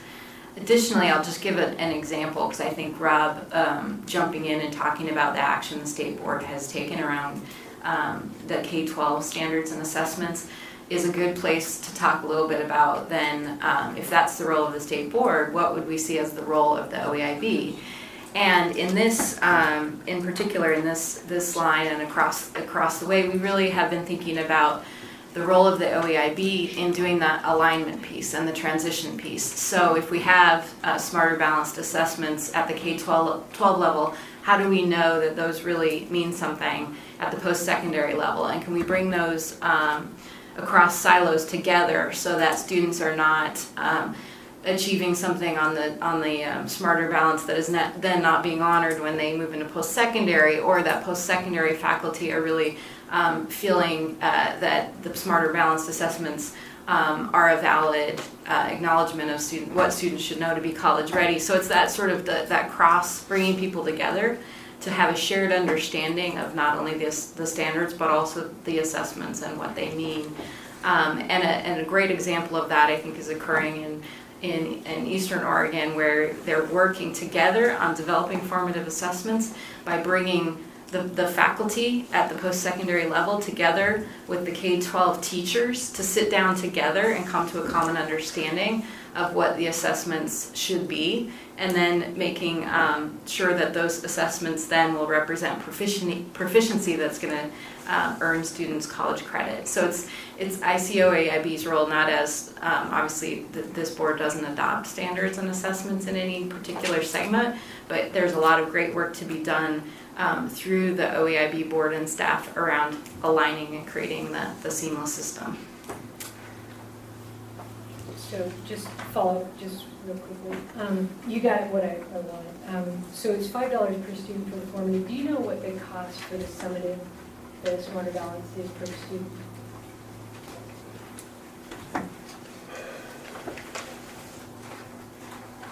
do, but I'm not gonna pull it up right away. Do you know, Ben? We looked at it so many times. Well, I know this, that it's $4.7 million for the biennia, for this upcoming biennia, but that really only includes the pilot and then the 2015 delivery of Smarter Balanced, and that also includes the $5 for the interim informative. And that's not even exactly right, is it, Ben? Because it's 4.7 more than what Oaks was. And I can get you that information, but I don't have it. I think it would be really good information because if what you just said is correct, that the formative is what really helps. I'd be interested to know what we're spending on the summative versus the formative, and maybe we should be investing more in different ways, so. My recollection is $22 per student, but I know that that's not going to be exactly right, so I will get it to you. Okay, Hannah, great. it'll be easy for me to do. Thank you. I just kind of reiterate what Hannah's saying. I think that's really critical, Rob. I know we've had conversations about this, that, Oaks has been a heavy investment, the summative. But there's hope with Smarter Balance, with that formative interim assessments, that will give the teachers the really meaningful data quickly. And I don't know, Hannah, maybe that could be an item we bring back here. I'd be curious to see that too, to learn how maybe a Smarter Balance presentation, just a 101, and how the formative and summative come. Thank you. So I'll move down to the longitudinal data system. And the interim outcome for that is that we develop a business case that's presented to the 2014 legislature in the short session. And the business case is really designed to describe the scope of a longitudinal data system or systems, and really focus on who are the users, what are we trying to build, what are the steps to get there, and work closely with the legislature so that they have a very high level of confidence and understanding of the project to be able to approve that. And if, when that is approved, we would be able to access $10 million in bonding capacity that's set aside for phase one or it's not phase one because the work's been happening for years, but it's the next phase of development of the longitudinal data system. Thankfully, because I am not an expert and can't answer many questions, we are bringing on board Peter Tromba. He will be loaned to us from Eugene 4J School District to manage the longitudinal data system business case project for the year, and he will be working with ODE and OEIB and the rest of the P20 system to develop that deliverable. Questions on the database? Oh, sorry. And I don't even actually think this is the right place to ask it, but there's no other point I'd Go for it. ask it. And I've been asking this question for a while, but I still don't understand how we're going to get the answer, because I feel like the K-12 system has pretty good data about whether kids graduate or not. So this is their data point. But if our role is this sort of integration, the umbrella over the whole system, where is our visibility to the data on once students leave the K-12 system, where they end up? And if you ask individual school districts, they don't know. And so I can't see how we're going to be able to answer the question if we're making progress on 40-40-20 unless we have a better sense of when the students leave. So I had one school district tell me that students fill out a senior survey where they sort of self-report where they're going, and then you're relying on self-reports. And then the only way that there's visibility is later on when OUS does their, there is a piece of data from OUS, does their report on what students came from Oregon schools that are then in the OUS system, but that seems a pretty incomplete way for us to gather that data. So I'm just. Nancy, you want to respond? Yeah, I would. One thing about the longitudinal database, I believe, is what we'll be doing. When I work, like in our collaborative, when I was in Connected Ed, higher ed has data, early intervention has data. Everyone has a wealth of data, it's just not connected. So the longitudinal database, I think, will create kind of a dashboard that will bring all of that data to us. There's also national data, and Rob, I'm blanking on it. What is it? We get the colleges, what is it? National Clearinghouse. National Clearinghouse, so that's only for the people who are in the clearinghouse, but you take that concept, and so I think what we want with our database is to link with all the existing database, link with some national data, to get us the data points that we really need to inform how we're doing along the pathway. Right, but when I had brought this up earlier about the longitudinal database, I was told that it really was, the purpose was to be able to see where we should be making investments versus a way to tell where individual students had gone. And then that I'm aware of, there's no system that tells us where, what students went to the community college system. So if that's a big 40, you know, the 40-40-20, how do we know that? But I guess, I feel like we're a little bit traveling blind, because we don't have a... I think we feel less blind. What Nancy's saying is the data, I'm going to turn on the melody, but the data is there, is it not? It's just we don't access it consistently. So I don't want to overstate expectations, but I think the challenge is not a challenge of will or interest at any level. The challenge is around very different data collection definitions and standards, and specifically differences around privacy and confidentiality rules. And that is the thorniest part of the whole thing. And you know, I know that there's been quite a lot of work through Project Alder and other places where we are trying to break down these barriers in the ways that we can, but it is slogging through. Dr. Melly, is this an accurate statement that students in pre-K, if they're in a state pre-K program, like early intervention, early childhood special ed, they have an SSID number that goes all the way through K-12, jumps community college and comes back at universities? Isn't that accurate? You know, I couldn't speak to that Public level of universities. specificity. I'd be happy to bring our data guys in, but I think it's certainly not an area where I can talk in great detail. I just know that there are these major sticking points around privacy and confidentiality where the system, the data may be in different places, but it for very select reasons, can't speak to each other at the moment. I know my boys are willing to give up that confidentiality quickly when it comes to billing time. Yeah, I was going to say, I think this is one of the powers of the regional collaboratives, because Connected Ed has sort of solved that personal identifier problem, and they're starting, the president of U of O said, I want all my lawyers in a room, I want them to figure this out, we have to be able to look at data across levels. Peter was one of the people who helped work on that personal identifier issue, so we do need to solve that issue, but that cannot be a barrier that keeps us from having data, and I think there are ways to solve that. But that's a perfect thing for us as an OEIB to say, solve that barrier. And then that's our job to get it done. I want to say the other thing, and this is going to be in my piece too, but when we're thinking of longitudinal data, we're not just thinking about identifying what are the barriers, you know, through our achievement compacts, or based on barriers, or based on getting our kids, how do we invest? We're looking at 3 levels. That's the first one.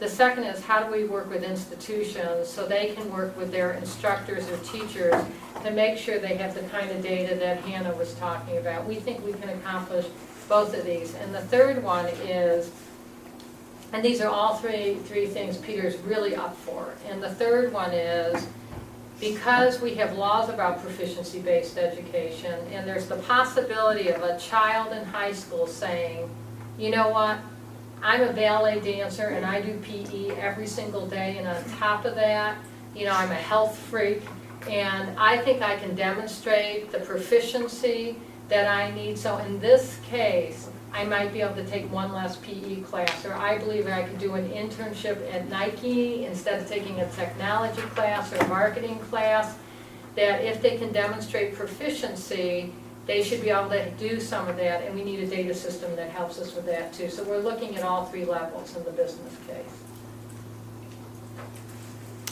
But you hit upon a very important question, and one that we didn't feel we had adequately answered for the legislature, which is really what is this? What's the purpose? What are the steps? What is the end result, and how do we get there? And so that's really what we're. I don't It's see how we can do our job if Right. we don't such solve that riddle. I mean, that's Yes. our charge. Right. Exactly. I worked a little bit at various times with Project Alder, which was the federal grant through ODE for the P20 database. And that confidentiality issue, Melanie, that you're talking about, it shouldn't be the gorilla in the room that it is, but it is. But it is. So get fixed there. We got Rob's gonna fix We it. got it, we will. We're on it. Whitney, do you want to march on? Yes. So OEIB objective number 2, design and implement high-impact, cost-effective initiatives that improve achievement for all students. This in large part is the implementation of our strategic investments that were codified in House Bill 3232 and House Bill 3233 and passed this last session. And the role of OEIB, obviously we've talked about the role of ODE in the implementation is incredibly critical. They are the implementer of the strategic initiatives. And OEIB has really been working side by side to think about whether and ensure that the strategic initiatives are meeting the vision of the OEIB, such as focusing on equity, that we're investing in things that are likely to improve outcomes, that we're incentivizing collaboration and cross-sector partnerships. And so through the work of implementing those strategic investments, that will, we believe, move us to some good outcomes in the ready for school, ready to apply math and reading, and so forth.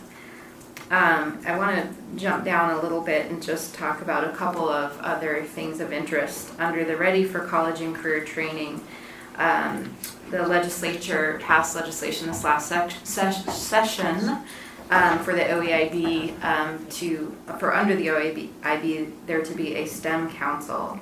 And so we are in the process with our new leadership from Mark Lewis of getting recommendations for going ahead for the Chief Education Officer to appoint that STEM Industry Council. So I hope you will look forward in the coming months to hearing from some of the work around developing a statewide STEM plan and thinking about how we can really move all of our students to proficiency in science, technology, engineering, math, and the arts. So I think that'll be a good linkage with this board. Talked a little bit in this about the redesign of 11 to 14, which is a very critical transition point, and something that this board has already expressed a lot of interest in. And again, this is an area where there are a lot of different efforts going on across the state. There are a lot of different efforts that CCWD is leading, that OUS is leading, that the K-12 system is leading. And we think that at the OEIB level, a first really important step is sort of mapping all these efforts, prioritizing where we're going, and making some recommendations around the funding, the policy, the barriers in that 11 to 14 transition, so that transition from high school and into the post-secondary. I believe we could stop there at each one of these because this is one of our larger discussion items. Are there any comments on this page right here with objective number 2? Question, Yvonne? I just wanted to appreciate the coming work around this, what do you call it, STEAM Council or STEM Council? It's a STEM council. Okay. I just think that's really great. I remember early on when we started in the Portland Metropolitan STEM Partnership, we heard from Washington and what was going on there, and it seemed to be, I don't know, moving along maybe quicker than the little bit more grassroots way we were kind of going about it with different groups. So anyway, I think that's going to be really exciting. I think there's some good work that's already been done in our state, but it has been modeled out after Washington. And once again, I hope as we start this new initiative that we don't have all these districts, including mine, going off in all these different directions, creating everything all on their own in isolation of what we could be learning together. So I'm really excited to hear more about that and hope that we get to stay in the loop and participate in some way. Thank you. Definitely. Comment kind of from the trenches, because yesterday I rolled out your document that which is really good. You went with your legislative recap, and it had the indicators. I think in the field right now, with achievement, with the current status of achievement compacts, there's a disconnect between the targets that we've identified in gray. For instance, the third grade reading improving by 15%. Right now, out in the field, there really isn't a recognition now that there are targets based on the trajectory. So, as I'm looking at this document, this really pulls together very nicely the initiatives, and I think about our role as OEIB to look at transition points, that in the gray, those would be the indicators. And going back a little bit to Julia's comment about a longitudinal database and how do we track this, here really are the indicators in gray that we should be talking about consistently. How are we doing on the KRA in a year? What's our baseline information this year? Where did our third grade results end up last spring, and what 15% means a lot of kids? Where are ELL kids in that? So I guess what I'm saying, I'm applauding this document, what recently has been coming out, because it's starting to resonate, the tie-in to the achievement compacts and what's happening at the ground level. Good. And so that actually reminds me that I should foreshadow for you what we're bringing the next meeting. So this meeting, we've got this work plan.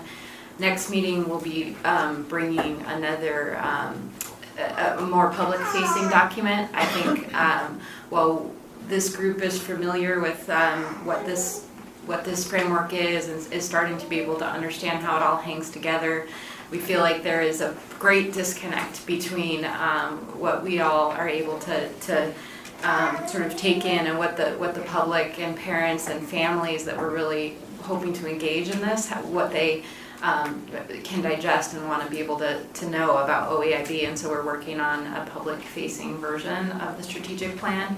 And then in addition, a metric scorecard, which is something that we had worked on last year, but really would be the kind of dashboard piece that you're talking about, Mark, that can orient the board on a regular basis to these metrics and how we're moving them across the state. When you think too, any of our role as an investment board, it might be nice to see the level of investment per those indicators. You see what I mean by that? Like I'm just looking at third grade reading. How much money are we in the state of Oregon investing in third grade reading?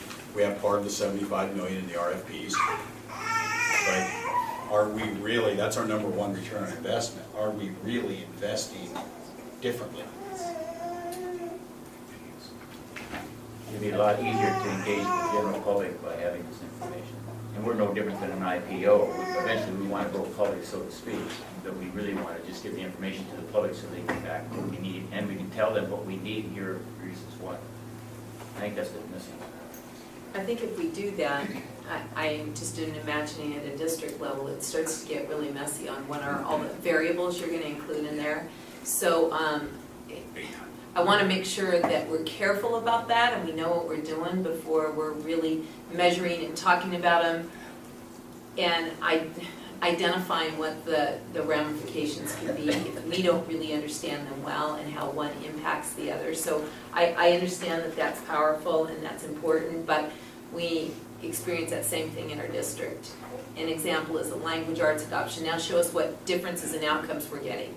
Well, but we're also doing a lot of things. We're changing our ELL model, we're changing our dual language model, we've moved teachers all over the place, we've moved administrators all over the place, we've closed some schools, we've opened new schools, and there's so many variables that impact, for example, even that one early literacy piece. And we're learning more, especially in a dual language district, about what outcomes you really want to get at what grade level and where we're emphasizing that. So I just think we ought to be cautious about when we're sharing that data, what are the variables there, what are our limitations, and I hope that what we don't do is find ourselves in a political hotbeds, wasting all our time trying to explain something that we know can't be explained with one or two variables.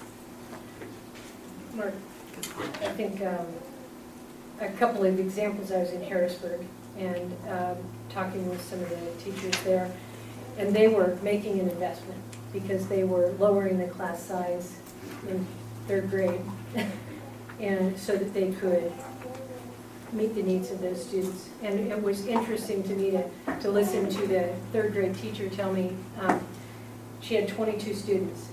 And I said, well, that's a great story that you have 22. You need to share what you can do with those students.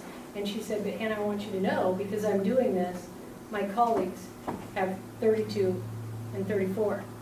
And that's what they're going to face. So is it right for those students who are being, so that was one district, and in another district they were doing the same thing with the 1 through 3. They were lowering the class size and everyone else was taking on a little more. And I think that those are strategies that are being used to help us get to that target, which I think are good and have an impact on the next target that we're looking at. So it's overall, I think those conversations at the district level are helpful, but we have a long ways to go to be able to get to 40, 40, 20 if we're taking those steps. Yeah, I agree, and I guess, I'm not trying to create something that's impossible. I mean, you can spend all day trying to grind data out with that, but I guess getting back to what our purpose is and our fundamental shift we took a little bit last meeting, that we are looking at, we are at a board that is looking at transition points and investment to those transition points. So if we could just move forward, I guess, I think of OEIB has had a significant impact on the importance of pre-K, for instance. We've never used to talk about early learning to the degree that we do now in Oregon, which is a good thing. Now, have we had a lot of resources to invest in that? We're still in transition. But I guess that's what my point I'm trying to make is not create a bunch of work and numbers just to numbers, but as I look at those gray indicators, we should be watching how we're doing on that and watching about some sort of an investment strategy to reach those targets. But I know that's easier said than done. I'm off my soapbox. Okay. Well, I think we'll come to something that is a little further in the plan. We'll actually come to something that I think will be moving us in that direction. Okay. So page 3, supported professional educators, developing the network for quality teaching and learning. Again, this is a strategic initiative, and Rob and ODE are taking the lead on implementing the various pieces of the network for quality teaching and learning. And I think Dr. Hilda Roselli and I have been very much at the table because we see the role of OEIB as ensuring that it really is a network, so that we're not talking about funding separate sets of programs to support teachers without really connecting them together. We're not talking about having best practices happening in one district and the other district has no access. We're really talking about, for the first time in the state, creating that kind of connective tissue so that regardless of whether you're a teacher, in the southeast corner of the state or whether you're a teacher in a metro area district, you have some ability to rely on the fact that there will be access to materials and supports and mentorship and collaboration time. Obviously with $45 million, we won't get as far as we hope, but I think this really is the time of developing it and making sure that it hangs together as a system of support for educators that becomes a kind of real scaffolding on which we can hang the rest of the work that our educators are doing right now. On equity, address equity and create learning environments that address the needs of all learners. Obviously implementing the equity lens across the system, which I think includes work of the OEIB and thinking about what equity looks like all the way across the system, so up through post-secondary, as well as in the early learning efforts. But I think this board has obviously played a role, and when you see the subcommittee, when we have the subcommittee discussion, it seems like a critical piece for this board to have ownership of is the equity. I'll pause. comments, questions on that page? I guess I would just emphasize what I said before, and that is in any new thing that we're doing where we're looking at RFPs or some kind of defined structure to come back to us, everything from STEM to everything. Maybe there's that requirement of looking at what have those entities done around developing their own equity lens or adopting ours. I don't know why it has to be different. And then what are those indicators they're looking at that point to equity?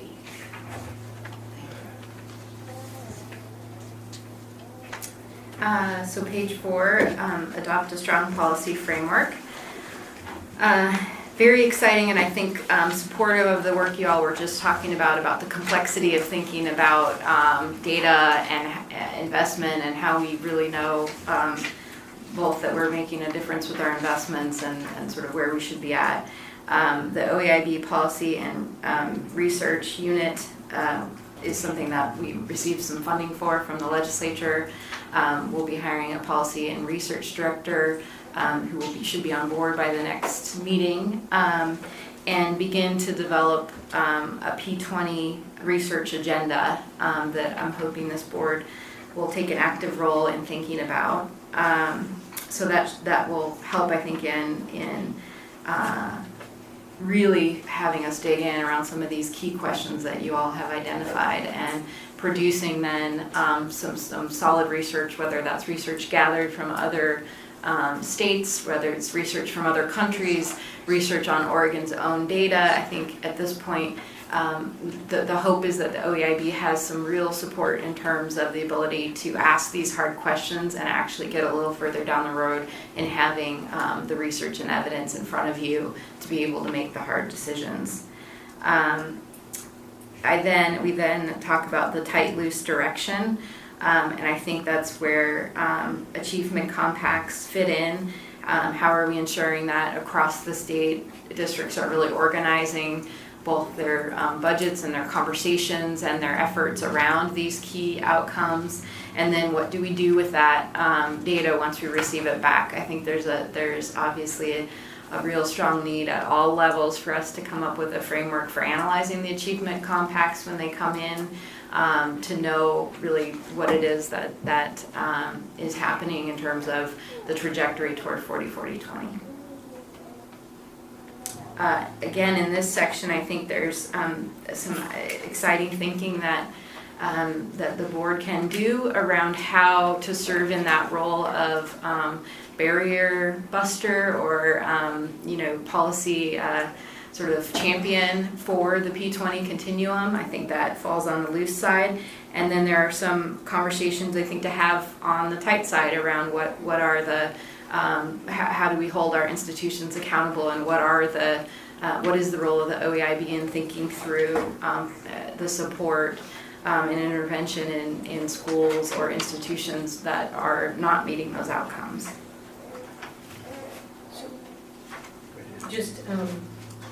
So the outcomes, which outcomes are you referring to, just so they're right? Here I'm talking about the achievement, the outcomes the board adopted around through the adoption of the achievement compact at different levels. The targets like third grade reading and ready to learn in kindergarten. And so accountability for reaching the 15% or what they said is their target. I guess I'm looking at, we're holding them accountable for reaching what?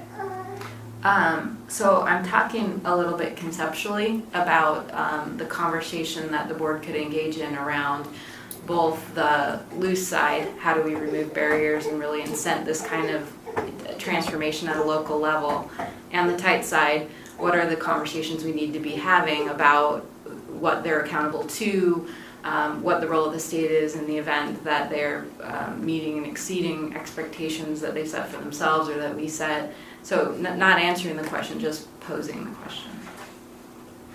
And so when we get there, because this is a real, I think, a key component. We've been living under No Child Left Behind for way too long. So we're getting out from under that. And if we're gonna take the shackles off and let people fly and really create through the compacts, it is that conversation with with the compact team, administrators and educators who sit on those compact teams, about why they set what they set and what we can do to help them get there, that I think will really give us the greatest gains versus what we have done in the past, which is you turn it in and we tell you, yes, this is good enough, or no, it's not. So I hope that we can build that conversation in to better understand what's actually going on and how we can better understand what's necessary so we can help policymakers who will ultimately have the purse strings to be able to invest in our grants. Thank you. Chair. Just, I think this is more procedural, but when do we have to reapply for the NCLB waiver? I'll do my best. Rob might need to jump in.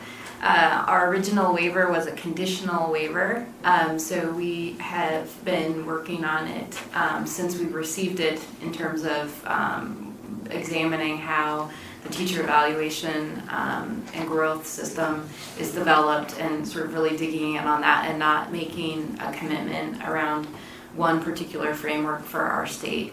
So that's been ongoing, and then in the meantime, the feds have now announced an opportunity to renew or extend the waiver, to which even more conditions are attached.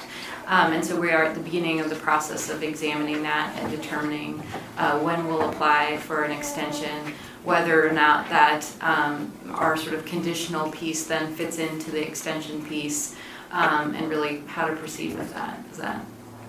Yes, and more specifically, I think that there are 3 windows of opportunity, and all of them take place this winter. I think it's between early December and late February. The 3 different windows for states to apply for an extension of the waiver. Is that a 1-year waiver? I think it's a 2-year waiver, but yes, 2. So, so I don't know what they're calling it, double secret probation or whatever they're on. I'm not sure what they are. Dean Wormer. But we've been working really hard to create an evaluation tool that really will help students be successful. And we're being pushed and pushed. So where are we at with that? And is that anything that we need to worry about, or is that in someone else's hands? So shouldn't be part of our agenda. I believe that we are working really hard, and I think you're right. I think we have, throughout this process, we have challenged and pushed back on some pieces of the waiver that did not fit with the direction the state wants to go.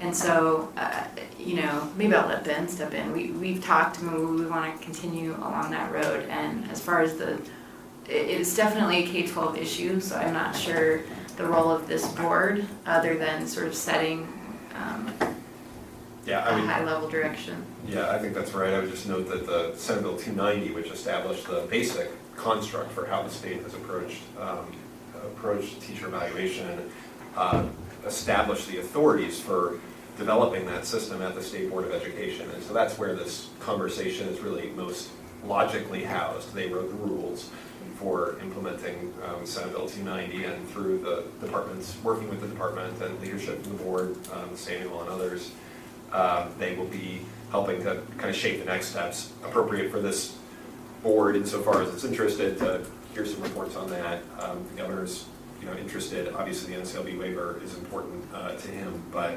probably less of a OEIB issue perhaps than a state board. Tag, you're in. Okay, so I'm just kidding. well, maybe I am it, but we actually, I think, are right where we intended to be when it comes to this issue about how we're going to do evaluation for teachers and administrators. And we could today, and we could have any time in the past 6 months probably, turned something into the feds that would have had them say, we accept this as the model that you're going to use in the state of Oregon, and you've finished your conditional waiver, and we accept this. But we also have two different kind of models taking place right now in the state about the way that we're doing teacher evaluation, the way we're sort of computing the score, if you will, about educator performance.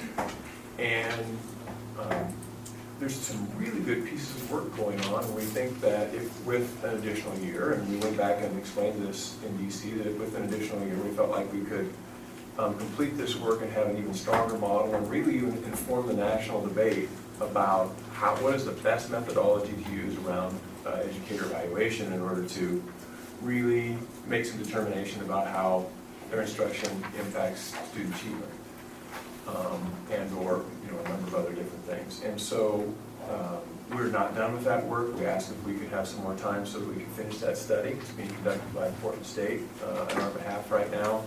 And it's a really good piece of work.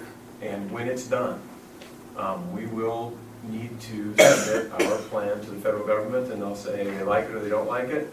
And then we can adjust it, and we'll get one that I'm sure will meet their needs. And I hope at that same time it also meets our needs, and that the study and the work that we do inform the national debate about the most appropriate way to go about this piece of work. And so that's where we are. I feel really good about where we are, and the fact that we've been insistent that we want to look at this and we want to know how to do it best. And we'll get to a place where we are able to maintain the waiver. But in the meantime, the rest of the nation, here's a way to look at this and think about it that might actually get us better outcomes than we would get if we just complied. I love that answer. Thank you. So objective 4, create outcomes-based budget aligned to initiatives. Invest in key student outcomes. I had planned to point out to you a couple of things that then came up a moment ago, that we have talked about creating some model around return on investment, whether that is a tool or a analytic or a framework or a process, I don't know. But we have it on for the short-term deliverable being a plan for how we're going to complete this return on investment tool.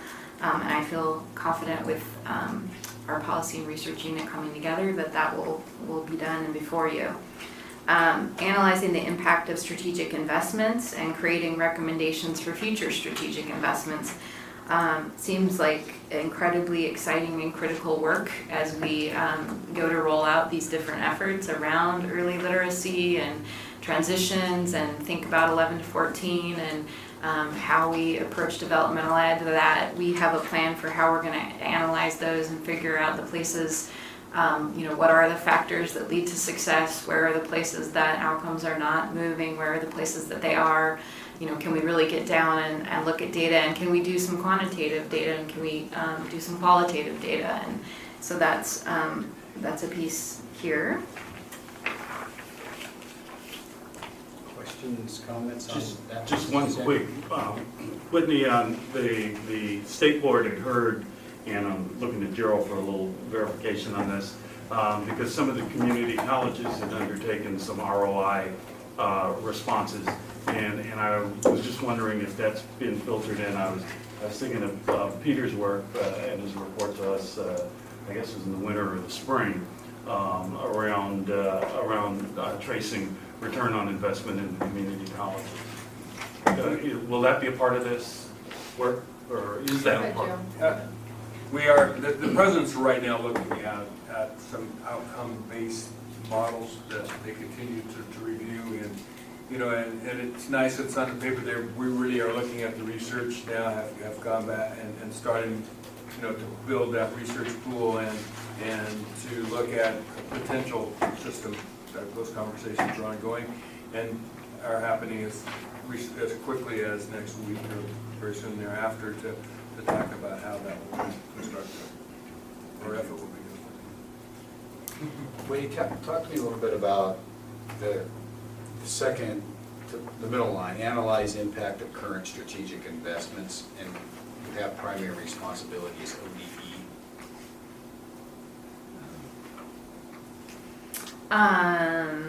That's a good call. It should probably be shared. The report to the legislature is That's OEIB, right? Yeah. Or ODE. I think the I think report of it's the yours. legislature is us, yes. Yeah. Either way, that should be a shared responsibility. Thanks. On the return on investment conversation, I think one of the, similar to longitudinal database, it's one of those terms that means a lot of different things to a lot of different people. And so it can mean, you know, I guess in some ways it can mean it was something, how did we know something was effective? How do we know it was cost effective? And so it's beyond my scope to be able to describe, other than to say, we'll ask people smarter than I to try to describe for you some potential models that could be developed for your work. Just an editorial comment, I don't know where we're gonna find people smarter with, I would agree. Just thought yeah, put that out. Any comments on the overall document presentation? Nicely done. Any, Julia? So just looking through it, having it presented this way, I think is really helpful because it gives us a really good view of the strategies and you know, how we're going to measure it, the primary responsibility. One thing, sort of my just takeaway from looking at it from a 50,000 foot level is it's overweighted in K-12. That it almost is like we're the super state board of education. So I'm looking in here for the metrics around community college, universities. Sorry, I'm on I'm going to keep on this theme, but it's all about the graduation rate and you know metrics in the K-12 system. Not, I mean, there's a couple like increasing for example, increasing post-secondary enrollment of underserved students by 10%, but not really general benchmarks. And I think we're going to end up with just a 0 to 12 system unless we really apply the same rigor to the post-secondary system that we now apply to the K-12 system. We'll bring you back some things. That's a really good comment. We'll work on that. That's great. Although Hannah would probably like to start with the K-12. No, I Just love it. kidding. Put it on. Put it. You can send the whole thing. Yeah. John may weigh in a little He's bit got here it, too. yeah. That's a good. Mark? Yes, Ron. It's Ron. I echo Julia's comments, but I also want to first tell Whitney I really appreciate this. It's you know good and clear and straightforward, so we're able to see sort of both what's here and what isn't here. To Julia's point, my comment, I guess, to Nancy mostly would be, I still want to make sure we have some way of tracking how we're doing on these things, and not just once a year or so forth. I mean, sort of, you know, every meeting or however we can do this. But, you know, a number of these things are ones where we ought to be able to now have sort of a fourth column on here. You know, if we've got an objective and an outcome and a responsibility, I'd like something that's more on current status. How far along are we in doing whatever it is, or not just us, whoever is responsible, how far along are they in doing whatever it is that is the identified outcome they're responsible for. That's great, Ron. And when we start thinking about our scorecard, we can really put that in. So we'll bring that back next time too. Kind of piggyback. Thank you to Nancy and Whitney for doing this. I appreciate it.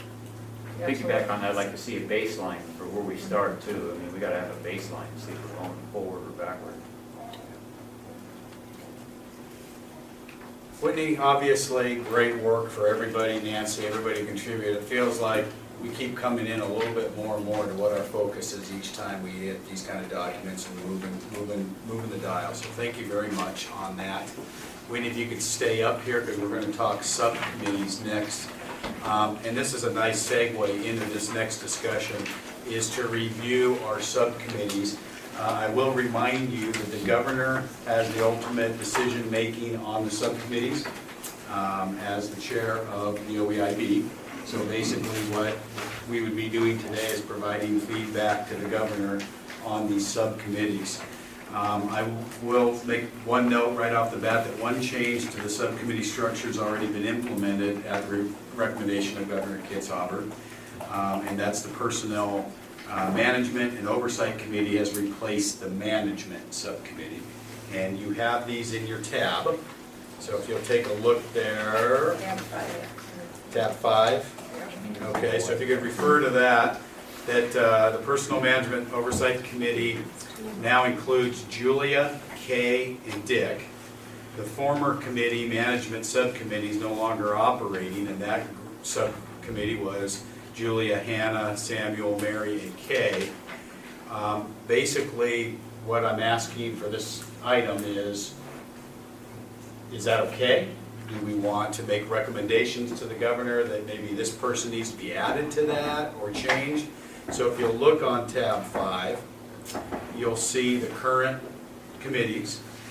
And this is kind of our opportunity to give the governor feedback through Whitney and Ben on what our configuration is on these subcommittees. And maybe with a lens of, we just had the strategic document, you saw that a lot of the key areas we're moving toward. That's kind of where we are. So how are we on these committees? Do we want to make any recommendations to the governor, any changes? Do we have the desired outcomes from each of these committees? Because is that in our reference book or somewhere we can look at? Yeah, I had it earlier, I think. So were you just asking about the one committee right now or all of them? Why don't we start with the one? Yeah. And then bring it into context of everybody. Because, the rest of them, we do have the purpose, the suggested focus. And then we would have the board work on the outcomes when the committee got together, but we do have purpose. But I think right now we're just focused, which is the one that's on page 3. Okay. Page 3. It's, Oh, okay. So can I ask a question about what you said? So I have a couple of questions. One is to the people who were doing the committee before. Do you think this is enough people? Is it representative enough? I don't know what the need is. And I guess the other part of that question would be wondering if either you or Mary as chair, or what do you call vice chair? I'm whatever. alternative chair. Just wondering if it would be helpful to have one of you as a member, but I also know you can only do so many committees too. So, but I'm curious to know what.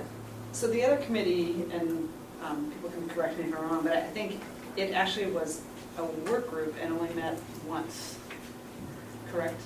Correct. So there's not really a baseline, and I guess I could just offer my point of view on, do you need more?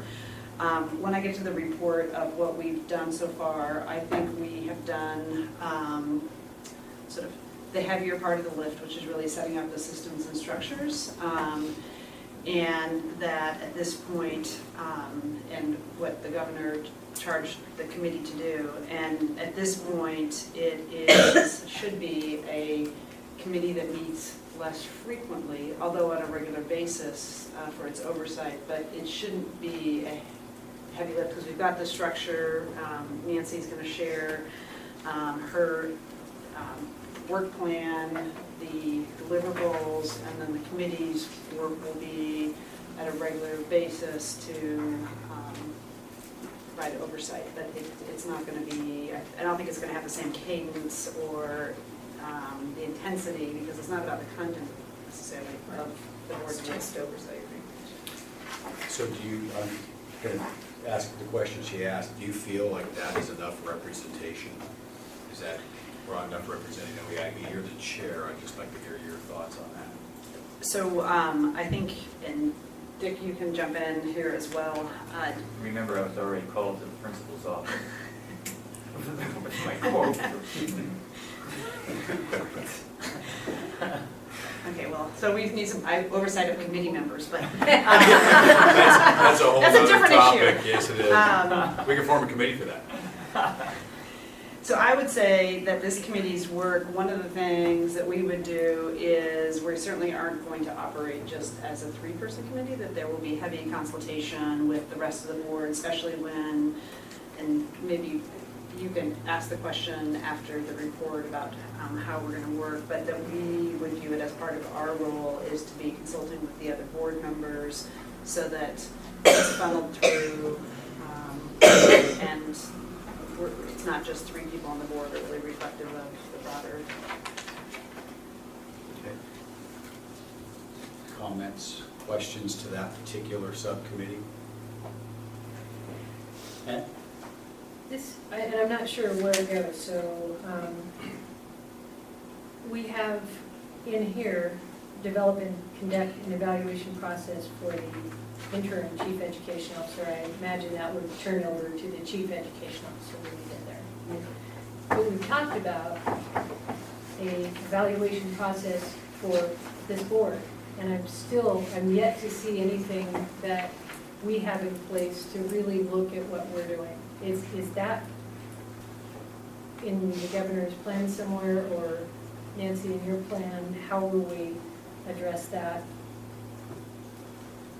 issue, or is that, because I'm just, when we initially started talking about doing evaluations, I raised the question of evaluating the chief education officer some months ago, and at the same time, evaluating the work of this board. You know, one way I could see it really working, when we talk about the longitudinal database, our achievement compacts, and looking at what's the trajectory, as a system, how are we doing, where are the barriers, what have we done to help overcome the barriers, what are the investments that are being needed to be made, how successful. So I think, are we with the investments? That's the work we're supposed to do. So I think it's very logical once you have that data, which will become available through the longitudinal database, and our policy and research person who can help us research it, that will have us look at ourselves and say, so how are we doing? And to me, it's a very natural thing that aligns with what our job is. So new additions for us is we're going to have the longitudinal database case. We're going to make a powerful case and hope we get the allocation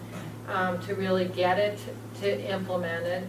And then the second thing we're going to do is have a policy and research small unit of people who can help do the kind of analysis based on the data that we need, and I think that will help us determine how we're doing. Could I just add that I think this is what you're already saying, but I really think our evaluation is our success on our strategic plan. So what you've done is called out some key maybe first ones that we're going to look at. And so maybe there's getting down to metrics about what that is, but if this is our strategic plan, we should be determining our success on whether we accomplish those things. I agree, we should be looking at that, but we also have engaging the community in that, and some different things that I think are important in the work that we do as a board. And I think we started down the road at our retreat, a couple retreats ago, to have that conversation, and I think we should continue that. One of the things when you're a board certified teacher, which is the highest honor you can have, to be board certified, the reflection time is what really helps you get better. And I'm just looking for that reflection time for us to make sure that we are doing. You know, it seems that our planning meetings, which we tend to have twice a year, that's a good time to reflect, because you always reflect before you then say, what next? We're going to give ourselves grades.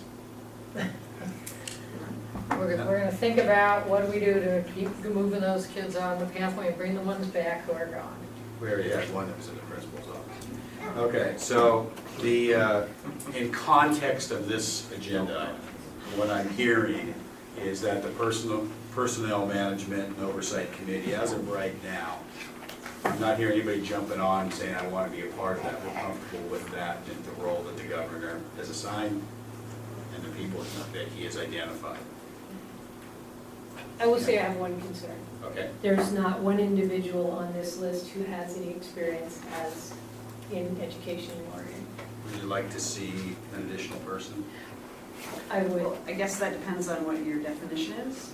Someone who's actually taught or worked. Well, so that's different from being involved in public education. So I guess I don't see this as that different necessarily from a K-12 board model that evaluates superintendents, and most of them aren't educators. One of the conversations we had about the composition of the board is, or the subcommittee, was the, if you have somebody who is in the structure and evaluating sort of up the ranks, that it's probably better to have that input provided from an external standpoint versus being off the actual committee. So I would view the committee as a conduit for the board's evaluation, not there's going to be 3 individuals doing the evaluation. It's we're the organizing and providing the platform. Making a recommendation to the board. Well, And including. I would say sort of basically running the process for the board, not actually, not being the ones doing it. We're 3 people who will be doing it with the other board members, but we're creating this structure with input. I guess if you were looking at a medical board and sitting in the capacity that we are, or for our attorneys, you would have someone there. So that would be my recommendation that you're outside. Well, what the intent today is to provide feedback to the governor, who's the ultimate decision maker. So I think that's Hannah's concern, Julia's comments, I think, can be reflected in that. I'm looking at the other groups and seeing ELC numbers included now, which is, I think, great. You see that those would be the other names that were added on there. There was a question last time, and Dick, I don't mean to put you on a hot spot here, hot seat, but there was concern, Dick and Hannah, about that committee, its role, its kind of small membership, whether it could be incorporated in another one or not. Can you share some of your thoughts on that? Yeah, first thing was just the lay part of it, just kind of the opposite of what Hannah was saying is I think this is an opportunity, the committee is an opportunity to speak to people that are outside the education system, which is really our employers, the community as a whole. At first, before Hannah raised her hand, I was the only one on that, and that just kind of spoke, you know, when it had growth and results, if we as a board do not get outcomes and good investments or growth and results, you probably could kiss the other committees goodbye. And on the other hand, the other committees are going to contribute to that, so it's a chicken and an egg deal. So I'm really just really open to whatever you, I think, I guess my thing is that any opportunity that we have to present the case of what we're all about for these incomes that we just went over here, the strategic plan to outside of the people in the know, so to speak, the community at large, that language is you know, not to be cliché, but the 7-Eleven language of results and what have you resonates to outside of this building. So I don't know if that's committee. Do you see your work with this committee similar to what Julia described with hers, that doing the grunt work, the process, coming to the board with process? Do you see it much the same way? Exactly. So I mean, I'm neutral as far as whether, but I think that's somewhere or other, that's exactly, we come to the community, to the committee, show the baseline, show where we're at, do the column thing that Ron is talking about, and you know, just kind of like a business. So I think one thing in the sheet, if we could start in page 1 and just talk about this and show how it kind of fits together. So for example, the Governance and Policy Committee, we're not going to have that anymore because the big lift around that was taken care of, and I think the governor said we need to be done with the governance piece of the stuff right now. And so we're saying we want to disarm that. What you see is there's members there who we then wanted to be able to say, if you go to the last page of this, would you be interested in being on the Outcomes and Investment Committee? So this sheet is the old committees. The new committees are on this sheet. And you see what I'm holding up, the proposed one. So it's behind tab 5. It might be, is it in front of them? Yeah. It might be in front of you. Yeah, there it is. And if we want to take a minute, I can just run us through it, and then you can have the discussion. Yeah. So, And I think Mark Let's make sure was, everybody has it, that they're trying to get issues. A lot of papers. does everyone have that? Yes. And Mark was working to take care of the management subcommittee first because that was a committee that had already been meeting with its new membership. And so he was trying to get some sort of clarity and resolution around that, but I think it makes sense to do it in the context of the rest of the subcommittees.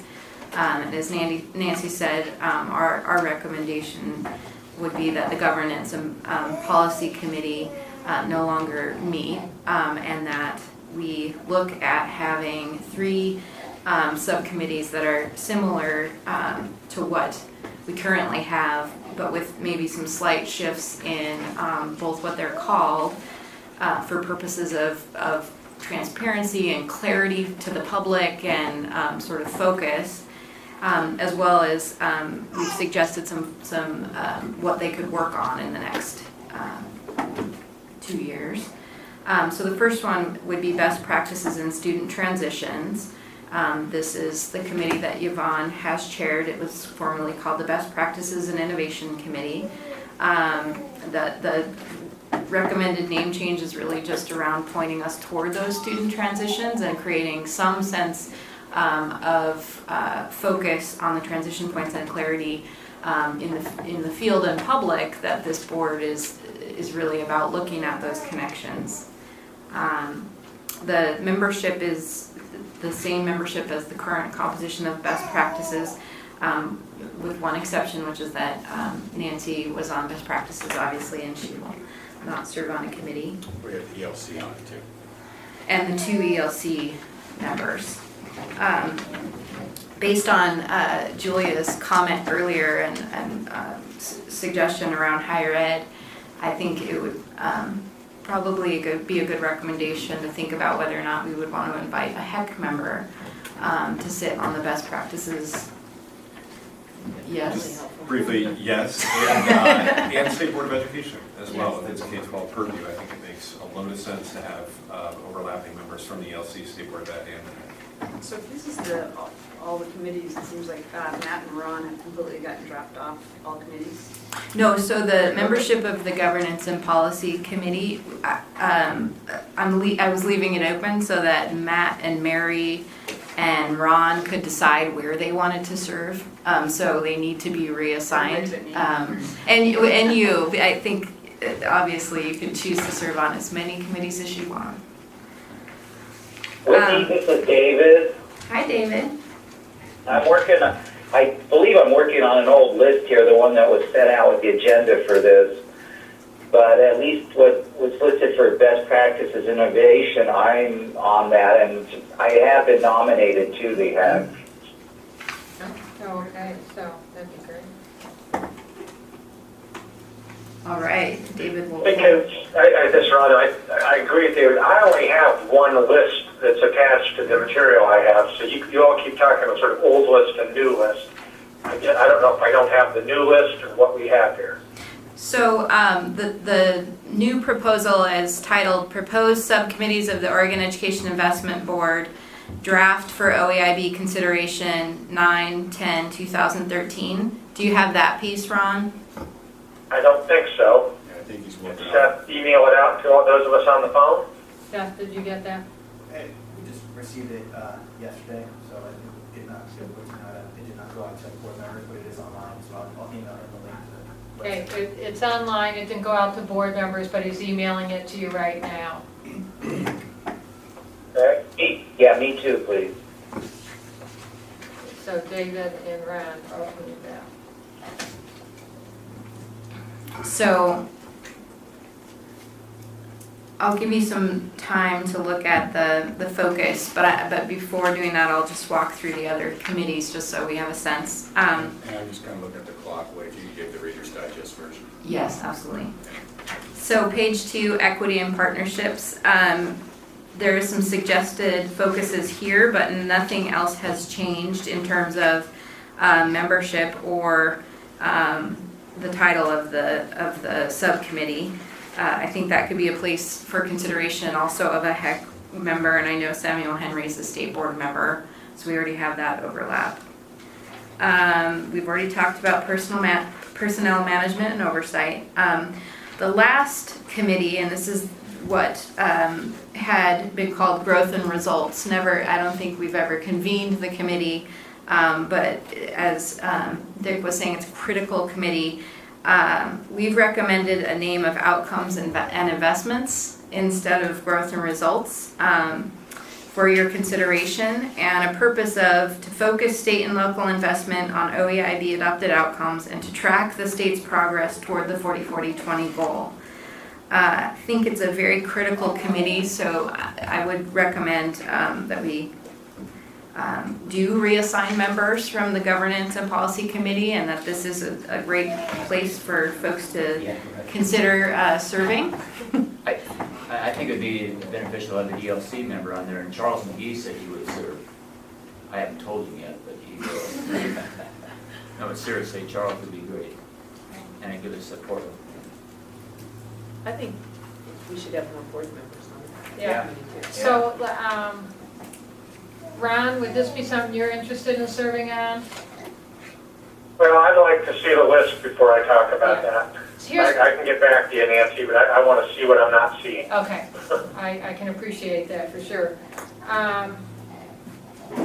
So why don't we do, I have a proposal maybe, which is, in terms of this, if people are okay with the general direction, and we can get the committees going, and then for the people who are on the policy committee, we'll send, on the governance, we'll send an email, making sure everyone has a sheet, asking who would like to be on which committees, suggesting if anyone could really look at outcomes and investments, once they see the purpose, then we'll get back from them whether they want to be on that committee. I would like to say, if conceptually we're good with this, that we get the committees going. The committees can look at the suggested foci, and as they meet the first time, if there's any additional foci they want, they can say, we think this foci should be there. If there's some foci that they think's not the right ones to work on immediately, they can let us go. But this would let our committees get going and people really absorb this. And then we'll have a way to get to the other people. So we don't need formal action on that, but just kind of some head nodding that that's a direction for what Nancy is saying, so we can get rolling. So knowing that we still have membership, like what Ron needs to process, does that sound like a direction for us? I move head nodding. Okay. All right. I want to ask a question. Before when we had the chart, we had who from staff would be supporting each of the chair? So You had that? what we were going to do is, once we knew you were okay with this, we were going to take it back. Remember I said we're realigning our talents to make sure we're using them the best way we can. We're going to assign staff. Great. So just one other thing, and I've had a conversation with Nancy about this, about just the committees and really making sure that we tightly align their work. Because I think last year there were times in which the committee activity was completely disconnected from the full board's work, and then disconnected from our objectives. So getting a real tight alignment on that, so that what the committees are doing feeds into the board, less presenting to, and more work that's feeding into the larger board work and feeding into the larger strategic plan work. You know, Julia, I was thinking of Whitney's prior presentation, and I was looking at those various things, thinking, okay, you could assign that to a committee. And that might be a way that Nancy can start working and getting that. I would agree with you, less presentation, more work when we get together.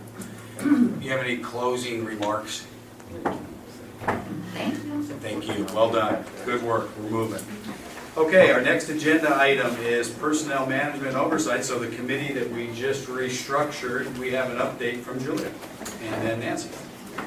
Great, so we've already met, and as referenced by our earlier conversation, the other members are Dick and Kay, and I thought I'd just, sort of, as an overview, talk about the three things that we worked on and then turn it over to Nancy. I'm going to tell you what our committee's done to date based on the assignment we got from the governor, the most recent request from the governor, and then third, an overview of the 6-month framework that Nancy's put together. So what our committee has done to date, as you might recall, the governor provided us with a charge to the committee, and to date, we have basically ensured that terms of employment were memorialized with the chief education officer. We've, staff has created and we have reviewed and approved the new travel authorization process. We've created and implement a calendar, not only for the chief education officer, but the OEIB and for staff on training that needs to occur for all three of those groups, whether it's around ethics, state policy, all the things that you would need to do to be a high-functioning both board, but also leader of the State Department. So that's been created. We also have created an expense reimbursement process, timesheet approval, all the things that have been outlined by the governor. We also went through a process with Nancy regarding outside activities so that we had an understanding of the scope of the outside activities and whether or not there was any sort of conflict or both on a time or substance.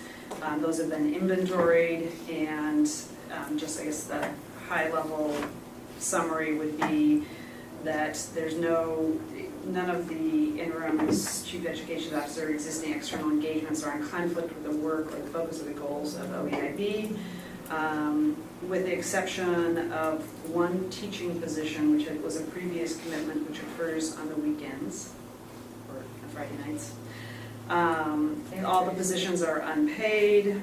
There's very limited, immaterial travel reimbursement, and that the interim chief education officer makes her own personal transportation arrangements for those outside engagements. Happy to, at some point, circulate the names of those organizations, but I would say our committee, when we looked at it and looked at the inventory, that we have a high level of confidence that the interim chief education officer will be focused on the work of the board, and that there's no conflicts with any of the outside engagements that she has. Does anybody have any questions on? So the next item, and this is more of an informational item for the board, but the governor has requested, sent a request to me asking the committee to create a timeline and proposed plan of action for the selection and appointment of the permanent chief education officer. So I'll be working on that with the committee. We'll obviously come back to the full board with a recommendation. So that will be something probably in the next couple weeks that will come to everybody, and we'll start a conversation on that. Will that be something we could have for the next agenda, next meeting, the October meeting, you think? It will likely be before that. Okay. So it's just going to be more of a process, Right. and also soliciting input from committee on the process. Right. Then the last item that our committee has worked on with Nancy is the framework for her 6-month objective. So to really be clear on sort of the work plan for the next 6 months, and the sort of how we might measure that. And with that, I'd like to turn it over to Nancy to go through it, and so people have an opportunity to provide feedback. This is a draft, so our committee has reviewed it and had a good discussion about it, but this should be something that the full board has reviewed and has a level of comfort with as well, and an opportunity to ask Nancy about specific items. Great. So it's in your packet behind number 6. And what I want to say is that one of the first things we're doing is implementing the P20 structure. We know in doing that, we have to make sure that OEIB is effective and efficient. And one of the things I am responsible for, and I'm happy to be responsible for, is support and evaluation of the people who directly report to me, and I'm beginning to work on that system with the folks. But what I have to say is I believe you start by modeling. So I just have really appreciated the support of the committee in me saying, here's what I want to be accountable for the 6 months that I'm in this position. And so that is what the work plan is. What I also want you to see, it's a document, you have to pull it out. It looks like this collection of evidence. This is my first month report on what I accomplished according to what's on the plan. So I intend every month to give you, this is kind of what Ron asked for, based on my 6 months plan, what have I done and what have I accomplished in September for the 6 months plan. It's one of the handouts that says collection of evidence. So maybe if you just take that out, you can start looking at that, and as I talk about the plan, I'll just go back to that and you can see direct relationships between the plan. Of course, it's not surprising that my plan... Nancy, is that something that could be emailed out? I don't see that in my packet either. Yeah, Seth will email that. I see him doing it right now.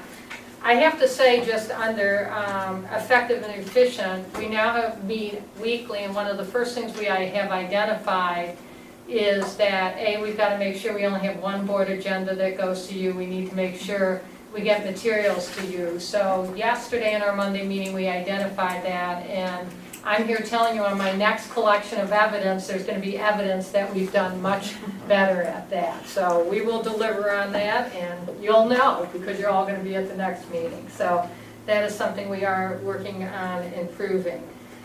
So that's one thing, just to get effective and efficient. Of course, having a communication person is going to help us with that. Having an evaluation person is going to help us with that. Another thing I do want to talk about, which is on the plan, I'm not going to go over what Whitney talked about, but I'm going to be additive, is as part of the structure of a seamless P20 system, we now have meetings every 2 weeks with all the key executive staff around this table. So Vicky's in the meeting, Jerry's in the meeting, Jada's in the meeting, Ron's in the meeting, Ben's in the meeting, Iris is in the meeting, Bob's in the meeting, and Melody's in the meeting. And that meeting is a bunch with the OEIB staff to really look at that seamless system and say, how are we going to really create it? And what are the issues that are coming up, and how do we work on those barriers? So one of the first issues we started to discuss, which is a huge issue, what about 10th grade? There's a lot of kids without full schedules in 12th grade. What is a system do we need to think about? What kind of things do we need to engage with this board, legislators around that? So those are kind of the kind of issues that we're really looking at, and it's all about creating that seamless system. So I think that structure is going to be really helpful to us. We've talked about the P20 longitudinal data system. What I want to say about Peter that really excites us is he's director of technology in Eugene, but before that he was a high school principal. Well, before that he was a mid-school principal. Before that he was a high school principal. He's been a teacher. So he's not only someone who gets data, but he gets the work, the reasons for why you have data. So we're very excited about what he has to offer, and like I said, he's going to look at 3 really important data pieces. In adopting strong policy, we think engaging this board is really critical. And so one of the reasons I did interviews was to ask the board, what would it take for you to be really engaged as a board? And, I heard many things from, it'd be nice if we got recognized like at OEIB if our pictures were up, so you had your pictures taken today, so that when people come in there, they know who the board is. It's very important because we do have a lot of people coming in and out, a lot of different meetings there. But also, I remember one board member, and it's reflected in what I heard today, who said, the part I like most about being a board member is in my subcommittee, because I really think I did real work in there. This was someone on the governance subcommittee. He said, but it's often an afterthought on the agenda, and I think I kind of heard that today. It's like we've got to really do the work of the subcommittees, have it, why isn't it more up in front of the agenda where we're really taking it back to the whole staff and really talking about it? So generally what we heard is you need a better website, and we're going to see an awesome website soon. So I just wanted to know, based on what the board has told us, that's one of my goals, is to have the board engaged, formed, and focused. And their feedback has been tremendously helpful in doing that. The next piece I really do want to talk about is the coordination of the OEI Policy and Research Unit. Because when we talk about the achievement compacts, which is a big part of our work, one thing that this person can do is start doing the analysis of what are the barriers on, are we meeting the targets? What's the trajectory? Are we meeting the targets? What are the barriers to meeting the targets? We can also see, do people set goals high, right on track, or not high? Did the people who set them high get better results? Did the people set them on track get better results? And then if people set them high, medium, or low, we go out to those people and say, why did you do it? So it's not only, it's looking at the targets, but going out to get the information that really informs us about what to do next. We also think the other thing that's really important is what Hannah talked about. Part of the Achievement Compact was supposed to really be associations working with management before budget meetings to talk about at a district level, what is your investment? So this person can analyze things like, are you using a process? If you're using it, what's good about the process? Are there model processes out there that we can lift up and let other people see? If you don't have a process, why don't you have a process? What's working with associations working with management, and what's not working with that? So that all that information will come to us and really inform us. So I think that's a really critical piece when we're looking at the category of adopt strong policy framework. The collaboratives Whitney's already talked about.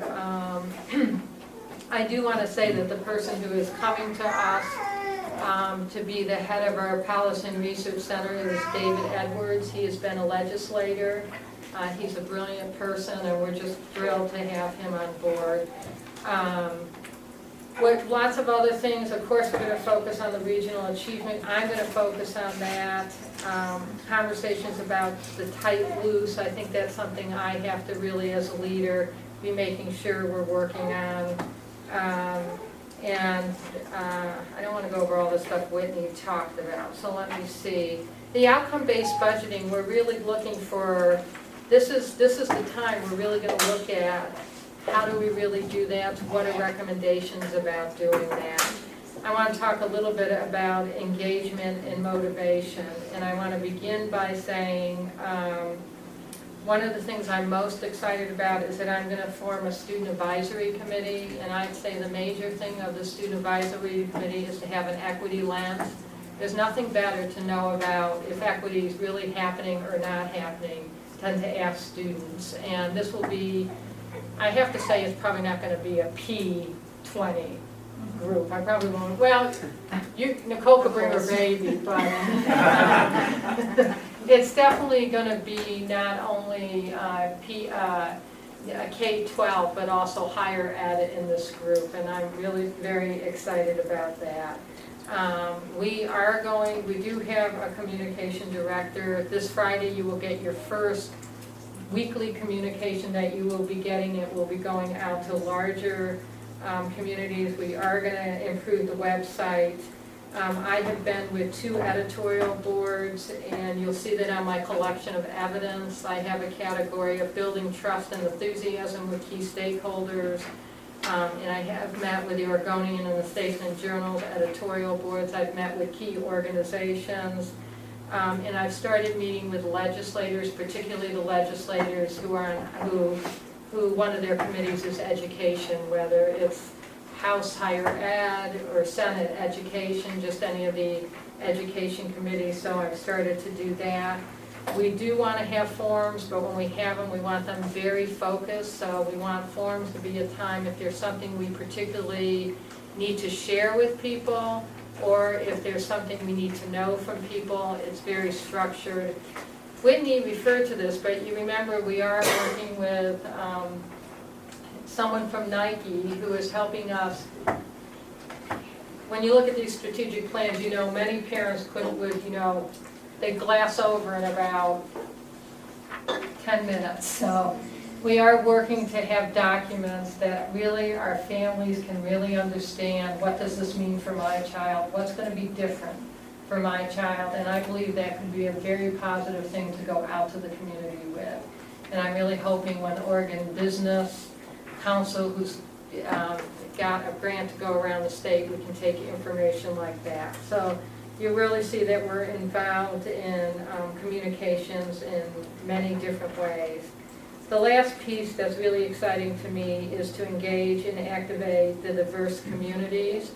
And partly what we want to do is we want to have a map of who are all the people in the state who are really working on issues around equity and diversity. And we want to make sure we're connected to them, kind of like a network, so we can bring them together, but also when things need to go out, we're making sure we're hitting that whole network. So that is going to be something that we do, and I'm going to be very much focused on this. What we were today in Portland to hear the disparity data around groups who are often in our achievement gap, particularly the African community. And I'm going to be as present as many of those things as I possibly can, because I will never forget when I was in an alternate chair, hearing from the voices of some of those families around their children and how they feel like the systems hasn't helped their children be successful. So that's a group I really want to work with. So you can read the plan. It's very aligned with the strategic plan. Just in closing, the other things that you'll see around this collection of evidence is getting some of these policy groups set up, doing the strategic plan, doing my plan, getting the P20 system set up, the regional achievement compacts, having our team meet weekly, having the P20 team. There's a gray section which is called Key Partners, presenting the key organizations, being visible. I have had many more presentations, but what you'll see in the last month, and some go into this month, I've had 20 presentations, keynotes, or being at key events. And one I'm very excited about, if you see Eastern Oregon tour, I'm going to Eastern Oregon for about 4 days. Mark is showing me all around, and I am just so excited about really being able to connect with the Eastern Oregon community. And I haven't even been there, and they're just treating me with such respect and eagerness to engage in conversation, so that's going to be exciting. The last one is strategic hirings. We're only as strong as the people, I'm only as strong as the people I get to work side by side with. I'm very excited about every person you see here who's part of our team, and the rest of the team will be putting together. So that's the 6 months outcomes. This is what we've achieved, but I wanted to say is my evidence, and I'll take questions. Nancy, I would encourage you on the panel, which I think is a great idea, of the students, maybe consider an overachiever at Oregon Youth Authority. That's a great idea. That's a great idea. I'm sure Iris can give you, I can give you a bunch of names, but I'm sure Iris can too. Thank you. Any other comments, questions of Nancy? I just appreciate the clarity and the accountability. Great role modeling, by the way, since that was your goal. I like this. I'm going to this idea. My board will know what I'm doing. But the collection of evidence aligned with everything else that we're doing, I think it's a great way to keep us all feeling like we're in the know about what you're doing rather than just hearing the newspaper articles. So I really appreciate that piece. And I know it takes a lot of work to keep track of all this and put it before us, so thank you for that. Hannah? I'd recommend sleep every once in a while. No. I'm just saying, thank you, really, Nancy. What you've shared with us is incredibly comprehensive. What you do is great. Thank you so much. Well, Nancy, when I put together the tour, and I tell people, when I think of the definition of service leader, it's you. Thank you. And I think what you've shown today only reiterates that fact. So we're excited about the direction we're going with you. And this work, what a champion you are for it.